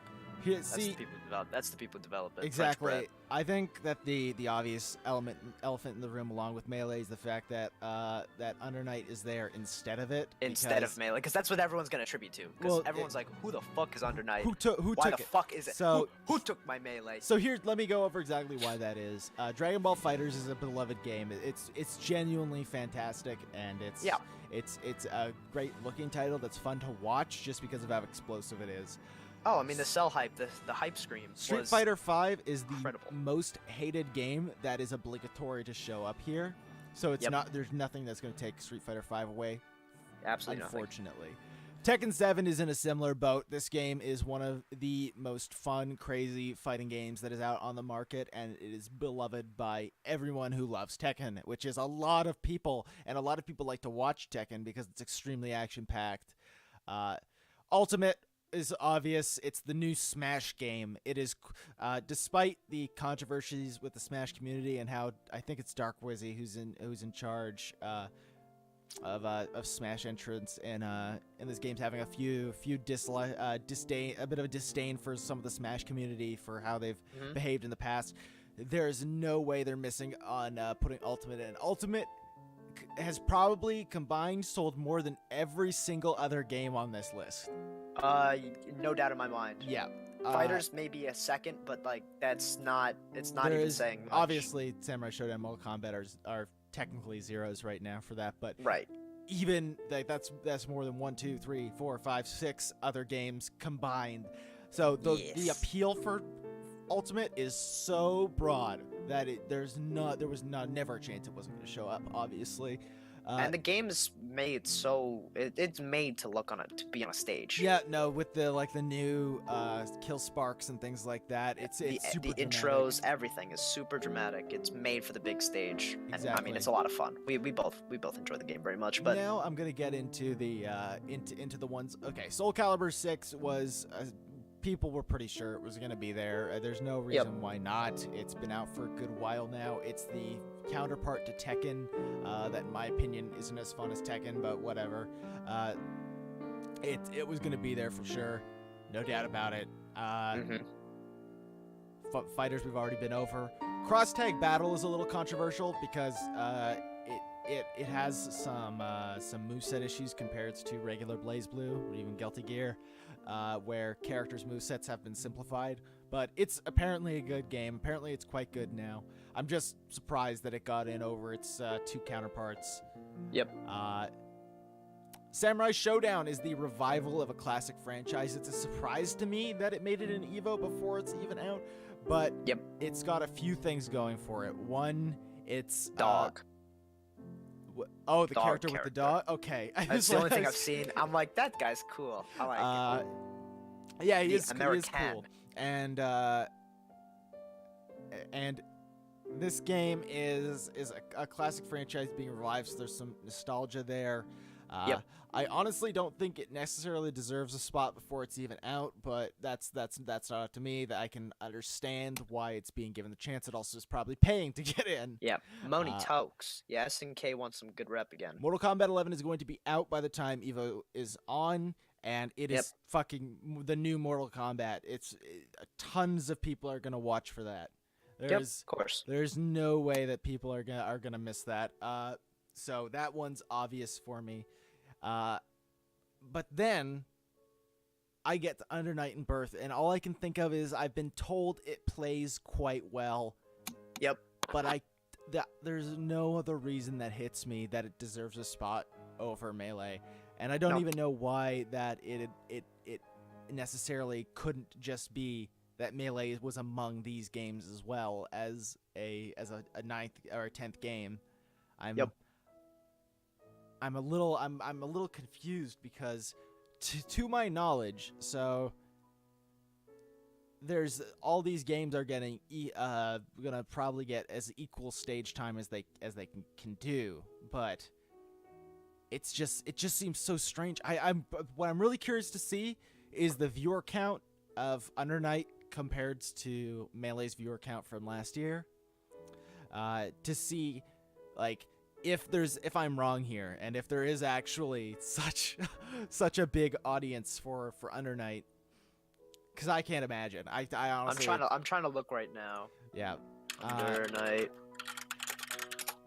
So while you look for that, I'll just go over. So a lot of people have reacted to this, and the reactions have been pretty much the same. It's been this sucks, but we never needed Evo anyway. Wow, finally we don't have to go to Evo.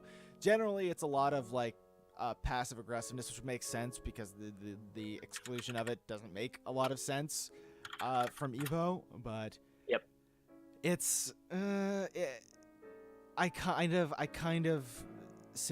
definitely sympathize with it, but to a certain extent, some people are talking about how it never needed Evo and things like that. But that behavior, all that does is drive the possibility for it to return farther away. Because no matter what happens, Evo is the fighting game's main stage. No matter how shit it's run, no matter how bad it gets over at Evo, sometimes it's the biggest tournament. It is the one People who Okay. don't know fighting Yep. games know Evo because Evo shows up on ESPN. Yeah, So it does. yeah, so it's more than just we don't need Evo. It's more than that because it's also the fact that Evo is the bridge gap between fighting games and communities outside fighting games. And for a game that's as old as Melee now, that bridge gap is very important. You'll never see an ad on TV or on the internet for Melee. Of course, it's a 12-year-old game. It's even older than 12, isn't it? No, it's way older. It's than way 12. it's like 2002, 2001. Yeah. Let's see.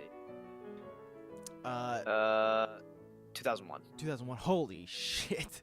Yeah, it's an 18-year-old game. Oh my.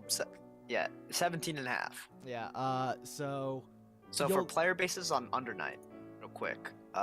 Prior to the announcement, December, 55 players on Steam. That's obscure. That is definitely in the realms of obscurity. Might I mention though that fighters are most commonly played on consoles. Console games, yes. But if the numbers are that minuscule on PC, you can imagine that probably reflects somewhat in the console. It did shoot up to 500 recently though. Yeah, which probably is once again from people who owned the game but put it down. Yep. So yeah, we don't need to say that the player base is necessarily obscure. It is. It is obscure, especially compared to a game that's persevered for this many years. But this screenshot, it's just the fucking the greater than less than eyes. That's the special move. She's like just blasting through them. Yeah. That face. It's so moe. So is that the word? Yeah. I can only assume. Alright. So yeah. Interesting decision, Evo. I disagree with it wholeheartedly, but in the long run, the thing that they're not wrong about is that Melee is a game that doesn't need Evo. Nope. It's gonna survive no matter what. It's survived too long for it to just die all of a sudden because of 1 year not at Evo. I'm confident that it's probably going to come back too. The only shame that I think is people who are now out of spite disregarding Evo and saying we never needed it anyway, because creating that distance is the kind of shit that is going to ultimately Kill the game. Because once again, regardless of how things go, regardless of how much you like or hate Evo, it's the main stage, not just for people who watch fighting games, but for people who don't. I was in the city at a bar a while ago, last year, and I went in, and on the TV where sports were usually playing was Evo. And yeah, I saw people like dads with their kids were watching it. Yep. And I no one was complaining. Injustice 2, the grand finals at a fucking Applebee's. Yeah.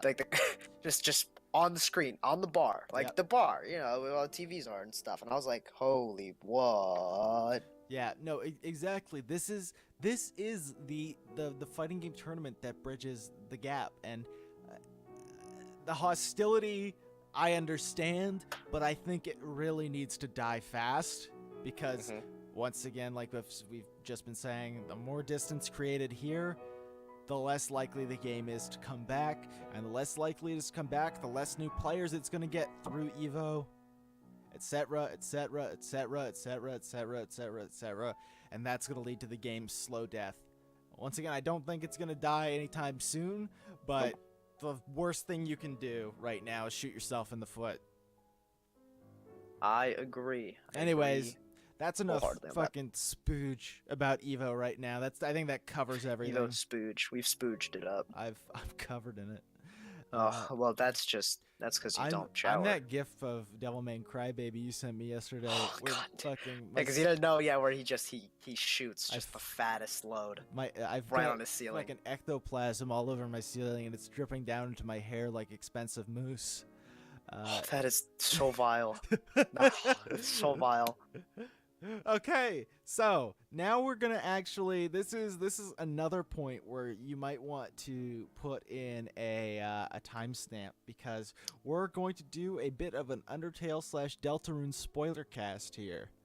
Yes, because we've been. You recently beat both games. Yes, I've recently beaten both games in your company. Yep. So we'll start off with non-spoiler stuff, and then we'll mention it when we get to the spoiler regions. Okay. My first question: which did you like better in the end? For sure, and by no means do I think the other game isn't as good or whatnot. I found them both enjoyable experiences. Yeah. I enjoyed Deltarune far more. I completely agree. I think that the pacing in Deltarune is way better. It has overall the writing is really good. It's a really satisfying experience. The fact that you're not alone the whole time, you've got party members, helps a lot. Yes. I think that it offers everything that Undertale offers, but in a condensed experience that is constantly entertaining, as opposed to Undertale. And this isn't a spoiler. Everyone knows that there's a pacifist and a genocide run in Undertale, as opposed to the pacifist run where you're pretty much constantly getting, stimulation, dialogue, and things like that. That is at least somewhat interesting, somewhat funny. To genocide, which is just the driest shit in the world until you get to the absolute end. Mm-hmm. Exactly. The game Deltarune, it shows that it is a successor of the prior game. Yeah. Fixes a lot of issues that you and I both had in discussion. It took out random encounters. It paced it a bit better. They gave me the option to run. Thank God. I still wasn't super fast, but it was way better. Yeah. It polishes the combat a bit more. The animations are really good too, as you saw. It adds a fresher coat of paint. The equipment is a bit more the UI there is a bit more understandable. Undertale. It's slightly more. Yeah, Undertale feels like a mild bullet hell with an RPG skin on it, while Deltarune feels a little more like an actual RPG. Undertale's main gameplay is pretty much act, dodge the thing, act, dodge the thing, act, dodge the thing. With this one, with this one, you are still doing the same stuff, but more of what you're doing has more effects. You have different options to act that have different effects. So overall, I completely agree. I think Deltarune is a close to perfection of what they were trying to do in Undertale, and I think the story itself that it gives you is more satisfying as well. I agree. It's more condensed, and while you got good characters like Pyrus and Sans are fun in Undertale, etc., you really only see them every so often, and when you do, it's usually for a bit joke. Their characters only develop somewhat from beginning to end. Some much more than others, but their arcs are pretty predictable. I like the loops that Deltarune throws that we'll get into more in the spoiler stuff, which I think we can actually start off on pretty much here. Okay. So, folks, at this point, we would once again remind you we are going into spoiler-based territory. I will indicate it on the editing of the video that right about now, as I'm discussing, we will hit spoiler territory. You probably want to also include a thing in times the audio after where you can thing in the audio version, you bitch. Well, I mean, I'll put it in the description, of course. Okay, so it will be in the description. You can check it right there. Yep. So, on that note, Sans killed God. Sans killed God. Sans Ness. Sans killed God. The ending of Deltarune where you find Garfield fucking with stigmatas on the cross and his whole bottom torso has been ripped off. See, but you were talking about that ending, because if you do the proper true ending, it's Patrick Star on the cross looking like he's screaming. Yeah. Oh. Yeah. So. Okay, so let's start with the beginning bit, which is, so Susie is probably she's kind of the same kind of character that you get in Undertale with Undyne, but in my opinion, she's done way better because it's a trope that I think is always lovable, which is the misunderstood bully who learns to love, and that's always kind of a heartwarming thing. Yep. But not only that, she's not just constantly harassing you. Like a lot of times, you remember, like I was a box for Halloween. A box? Yeah. I can't be a goddamn monster. Like that, it's clever. Yeah, it's clever and quirky, and she bounces really well off of Ralsei, who's literally just this meek little dude. Who I do not trust. Yeah, you still don't trust them. I will not trust them. I still do not trust them. So, going through the game, you get like a lot of really good dialogue between the three of them, and instead of knowing these people in Undertale as your friends, they're also your party members. Yep. So you get to actually interact with them in battle, play with them. It's cool. It's much better done than just going it alone. But the other thing is it also lends to a lot more depth, like choosing, especially what I'm expecting to see more of in the following parts are fights like Jevil, where you really have to manage how many turns you're using. Like you have the option to use Hypnosis against Jevil, but you use up everyone's turn. Or you can use Pirouette to do less damage and still be able to use other people's turns.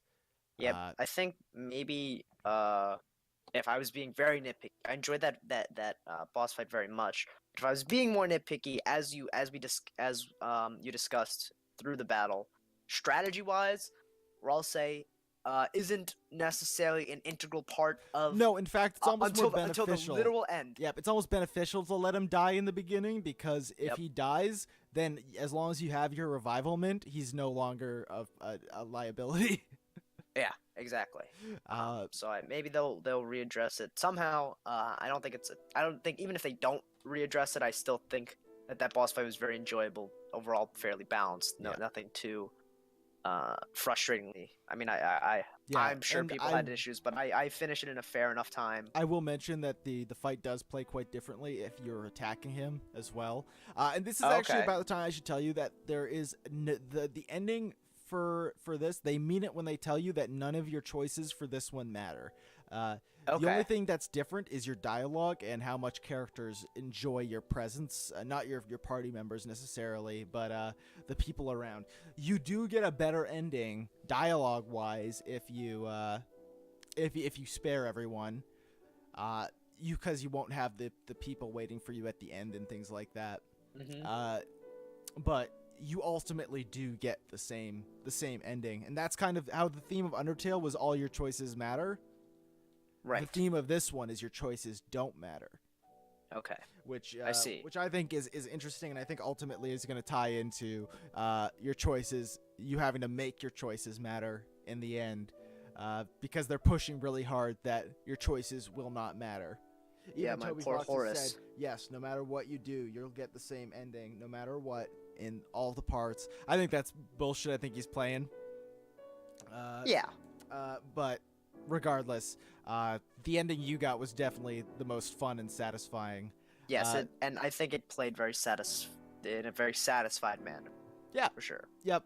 So aside from the gameplay and some story elements throughout it, there are some other things like namely the ending, that are worth discussing. So what did you think of the ending? So, obviously, well, okay, not obviously. I know a lot of people are still trying their best to tie this in to Undertale. Yeah. To comment on that, I feel like at most, you'll see like a return of Sans prevalence in reference to his awareness of what world they live in. What world they live in, like the subtle thing of him saying, like, "Oh yeah, good." Yeah, oh no, you have the option to say it's good to see you again, things like that to him. Things like So maybe that might be touched upon. I really don't think they'll go about that. I think they want to keep this separate. Keep this separate besides the characters, obviously. Yeah. So they have that prior investment. I think that the game will proceed in the sense that, I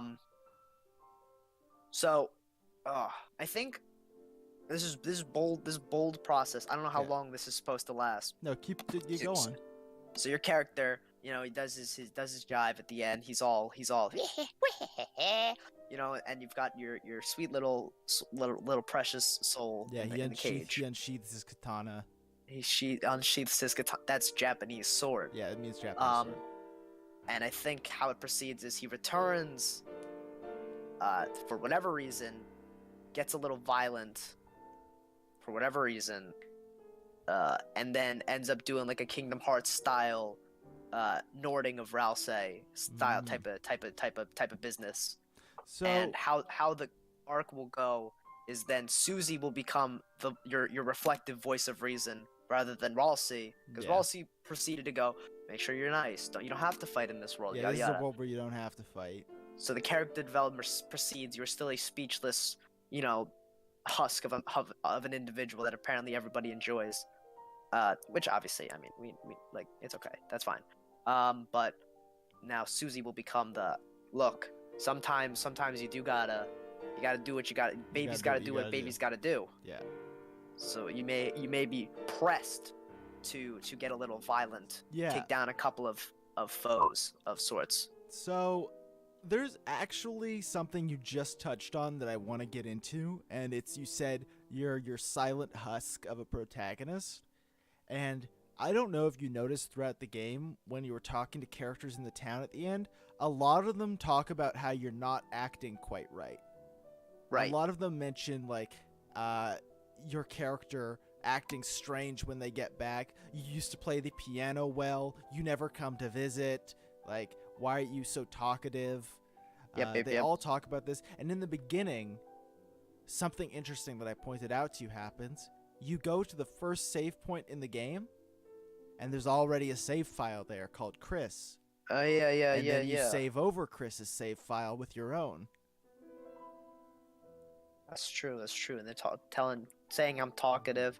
I mean, the major theme of both games is that, you know, that it's what if the world you know is a game?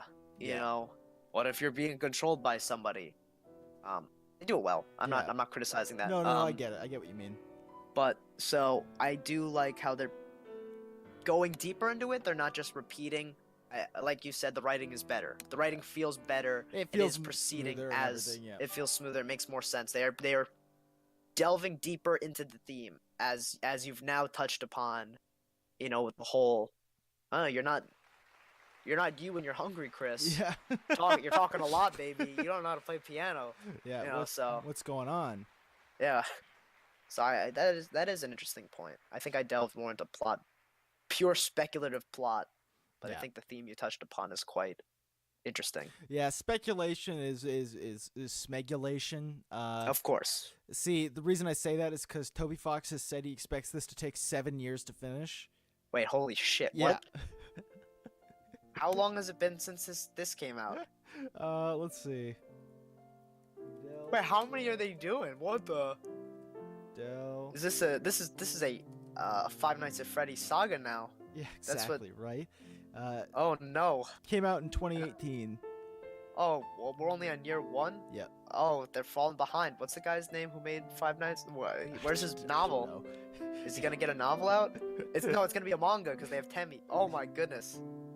Anyways, no. yeah, so they, so it's gonna MatPat's take... gonna get so much money. Yep. Wait, MatPat's making so much money. He's He set for went from life. Five Nights to this. Well, no, he went from Undertale to Five Nights to this. You can use all that money to hire a new editor.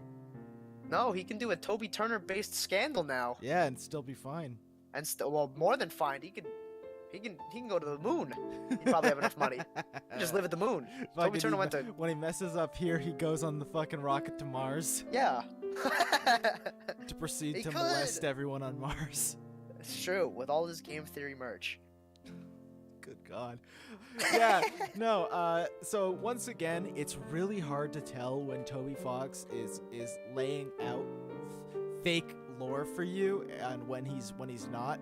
He says it's going to take 7 years. It could come out all tomorrow, for all people know. For all people know. Quite right? literally, he released Deltarune without saying a word. And he said, this is a quick survey program I want to put out. If you guys could quickly do this to give me input on an upcoming game. And then it was the upcoming game. And then it was the upcoming game. And it was free. And it's it's free on Switch. It's free on everything. Of course, he says that the next parts will not be free. But this is what you played was extremely sizable for a free. Oh no, game. way more than very, very sizable. I think I spent just about as much time on it as one of the playthroughs. Maybe a little bit less, but pretty much, the content in it was absolutely great. Yeah, it was great for free. I mean, for free for anything, it was great. Yeah, like There was a lot of passion. There's very few games, especially story-driven games, that offer that much content for free. That's probably the largest demo an RPG has ever put out. Yeah, it is. It is quite little. It is an entire anime arc that has just started and concluded. Yeah, for free. So, thank you, Toby Fox. Deltarune is great. I think it's fantastic, and I honestly think, in my opinion, it has potential to be better than Undertale in everyone's eyes, not just my own. Because I actually, like we said, I like it better than Undertale. I think it's a better condensed experience. As do I.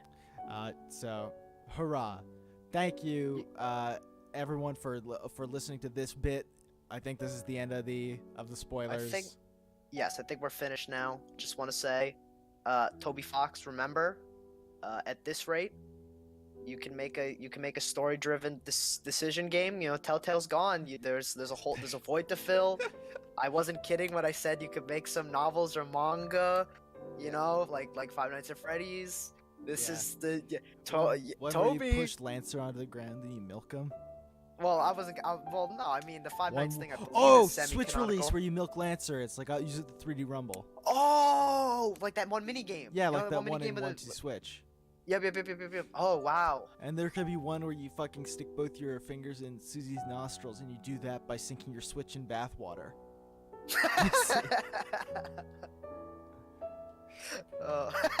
Toby Fox. These are the ideas.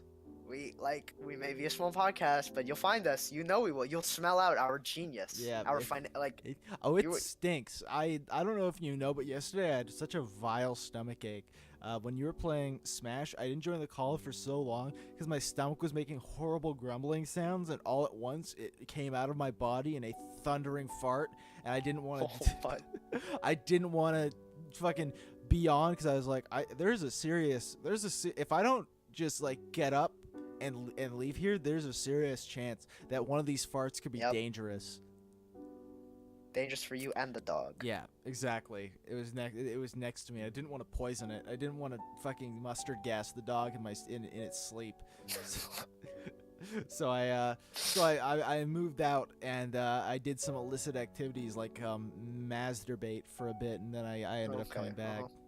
Excellent. Yep. I'm glad that healed your bowels.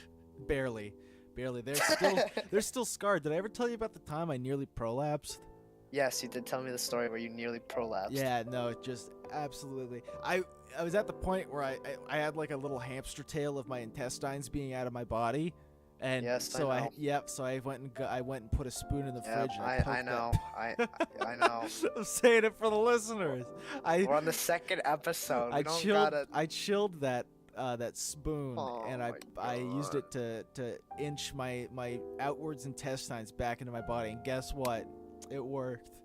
So if you ever are you're absolutely sick to your stomach because you ate some bad beef, and you've blown enough ass to crack your toilet into the into that bowl, and you realize after a sec that when you clench your butt, it feels like you're squeezing a rubber duck between your cheeks, and so you fucking take your phone and use your camera to look at your butthole, and you see that it is puffed out like a giant rosebud. You put that spoon in the fridge and you poke that bad boy back in when it's cold. Guess what? Worked like a charm. Worked like a charm, of course. Of course it did. You should edit in a picture of my naked butthole at this part. Okay, I will. Don't do that, you fucking fool. Or put the picture of me with the drawing of the butthole on screen. I'm also not gonna do that. Actually, I'm not Okay. gonna. It's just not gonna. Well, I actually do have one final segment for us today. Oh, okay. So this is for thank you anyone who's made it this far. You did it. Yep, you did it. And I would like to encourage a new segment for us to do every time we do the podcast. Okay. I would like for you, and you can put this on the screen in like rainbow text. Rainbow text. In like cool rainbow text. Maybe have a just use color. Put a rainbow in the background that's cut out. Rainbow in the background. Rainbow in the background, and then put the epic smiley face from the Epic the epic smiley face. Epic smiley face. Have that in the corner. If you have any questions that you would like answered by us, please feel free to send your questions. They can be about anything, gaming, our lives, our home addresses. We'll give those to you. My patriotic numbers in the back of my piece of plastic card. That little card.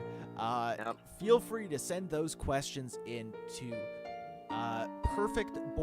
perfectboycast@gmail.com. That is not Yes. the perfect boycast. That is perfectboycast@gmail.com. And we will be sure to answer those questions at the back end of the podcast. Or maybe, if we feel like it, we'll answer them at another point in it. But we will get to those absolutely. You can hear more cute stories about my butthole falling out of my body. You can hear about that little wax bean I always collect. The one singular wax bean that manages to transport around the home Yep. that you say you're gonna have for a very delightful and obviously I'm saving entertaining it for snack. a good time. Of course you are, but we all know. We all will know eventually at this point. At this point, you'll know the fate of it. Yeah. So I just wanted to put that out there, and we can even put that in the podcast description and such, so that people know they can send questions over here.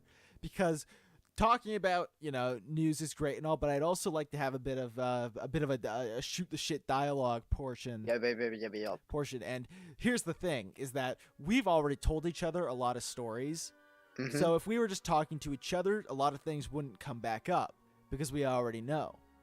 But we already know. no, but if people are curious about something, and it can be, you can ask me anything. I don't know what Matt's willing to give away. You can ask me. I mean, okay. I am willing to give let me- away anything except like my home address and shit. Yeah, okay. Personal information will pass by. We will not answer any questions that would put us in trouble regarding our streaming or our YouTube based licensing stuff. We cannot talk about which race is superior. The answer is the Daytona 500. It's the Okay. We took two angles. It's We've drawn the line. We've drawn the line as to it's the how we closely feel. followed by the you know the rest. No. This is not this. Can you put in a big symbol that says redacted? Take it back. Oh, redact. Of course, I'll put that in. Actually, so- no. You want to know what? Beep out which races I said, so no one knows which I said. That's better. Oh, okay, that's fine. Yep. No, you know the rest. Everyone that's can. fine. It's a choose your own fucking adventure, except regarding a fucking Fourth Reich. Oh, fifth. We're on 5 now. Oh Remember that. shit! What did Yep. I do? Don't worry. It's already begun. Oh man, It's already begun. I just took So my yeah, we balls won't out answer- of my pants, and there's like a big lump on them. Oh, beautiful. We won't answer those kind of questions. We won't, in terms of that. Try to keep it. I'll say I'll answer those questions, but I'll answer them in the way I answered this one, which is as a joke. Okay, that's fair. All right, no, yeah, okay. That's- Ask away. We will determine how we But, respond to them. Preferred questions that actually strike up a conversation instead of me having to make a 3-second joke. Yep. In terms of personal information, obviously we won't discuss our addresses Yeah. and stuff. But You I can, will answer however, anything. you can send us your personal information. We'll visit you at Yes. home. Yeah, no, I will be able to if you're in the continental United States, and he will be able to if you're in the continental Canadian. That also includes provinces. the upper Arctic territories. I'll mush after you. Perfect. But I'll answer any questions.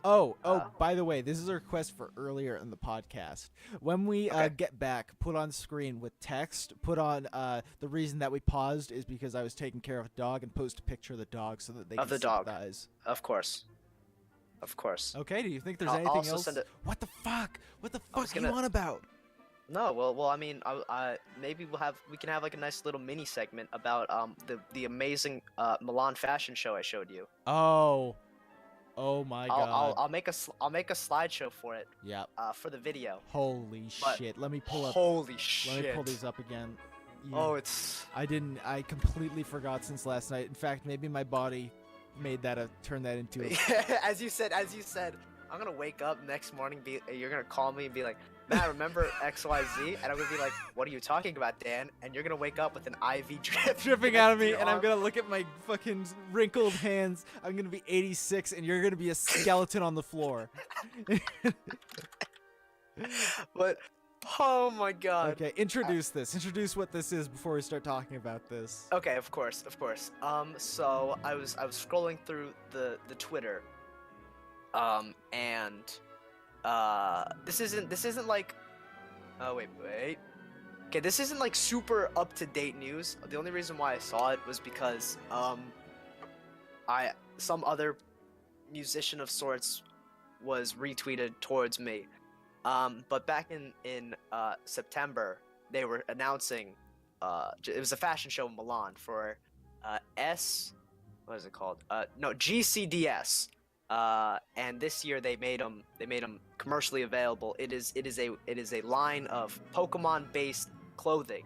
Anything from a delightful Jigglypuff sweater to knee-high angry Jigglypuff boots to an entire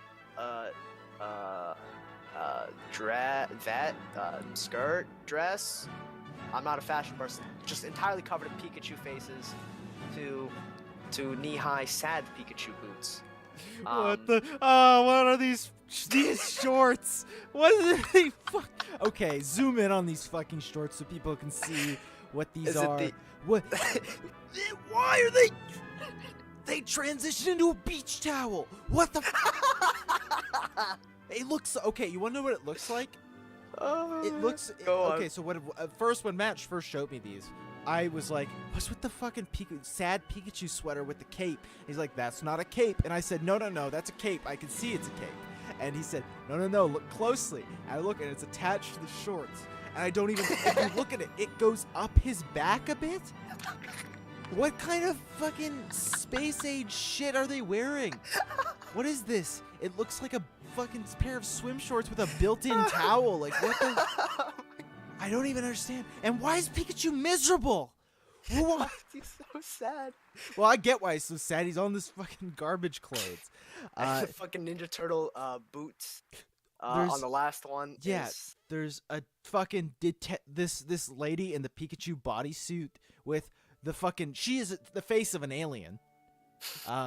That's not Pikachu. That's the face of something that invades Earth. Yep. Yeah, no. These boots, by the way, are horrible. They are absolutely atrocious. No, none of them are good. They are boots with beheaded Pokemon felts stuck to the front. And why is she? I just holy fucking shit. So the one with the Pikachu boots. Did you notice that the Pikachu ears she's wearing are tubes that her hair goes through and sprouts out on top? Did you notice? Holy shit! Holy shit! This is what?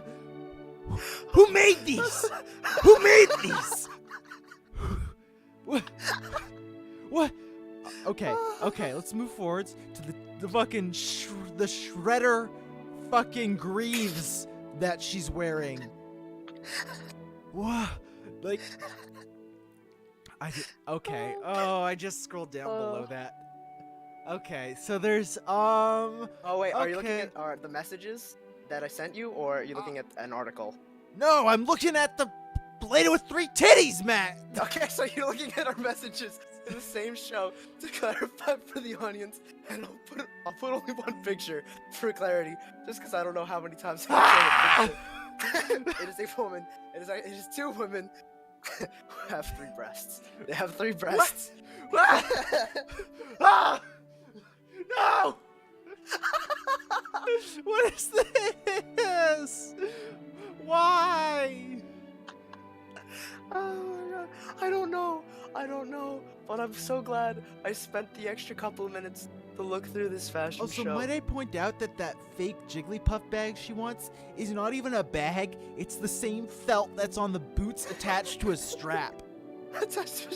Yep. It is not even a bag. Why It's are true. 3 titties? What? There's 2 of them with 3 titties. Why? Why? Oh, cause it's fashion is art, Dan. What and demographic does this cover? What? Like I think I said this. Is this a fashion show for the fucking future irradiated youths? Like, God, is this fucking? It's for streetwear.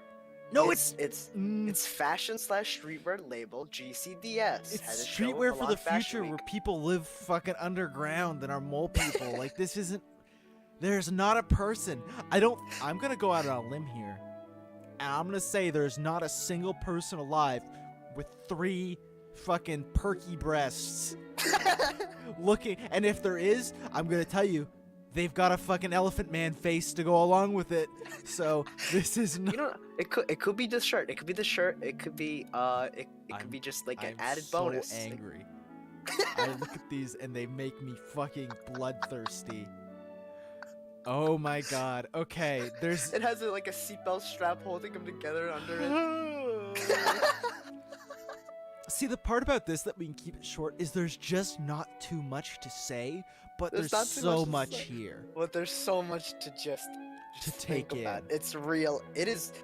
Oh, it is real. It is real thought-provoking material. So, okay, that's essentially the end of this fucking garbage I'm so segment. glad we finished up. I'm so happy that you reminded me that this wasn't something I dreamed up, because I was genuinely in the realm when you were like, there's one more thing. I had a moment where I was thinking to myself, there's no way that was real, and it was, and here it is.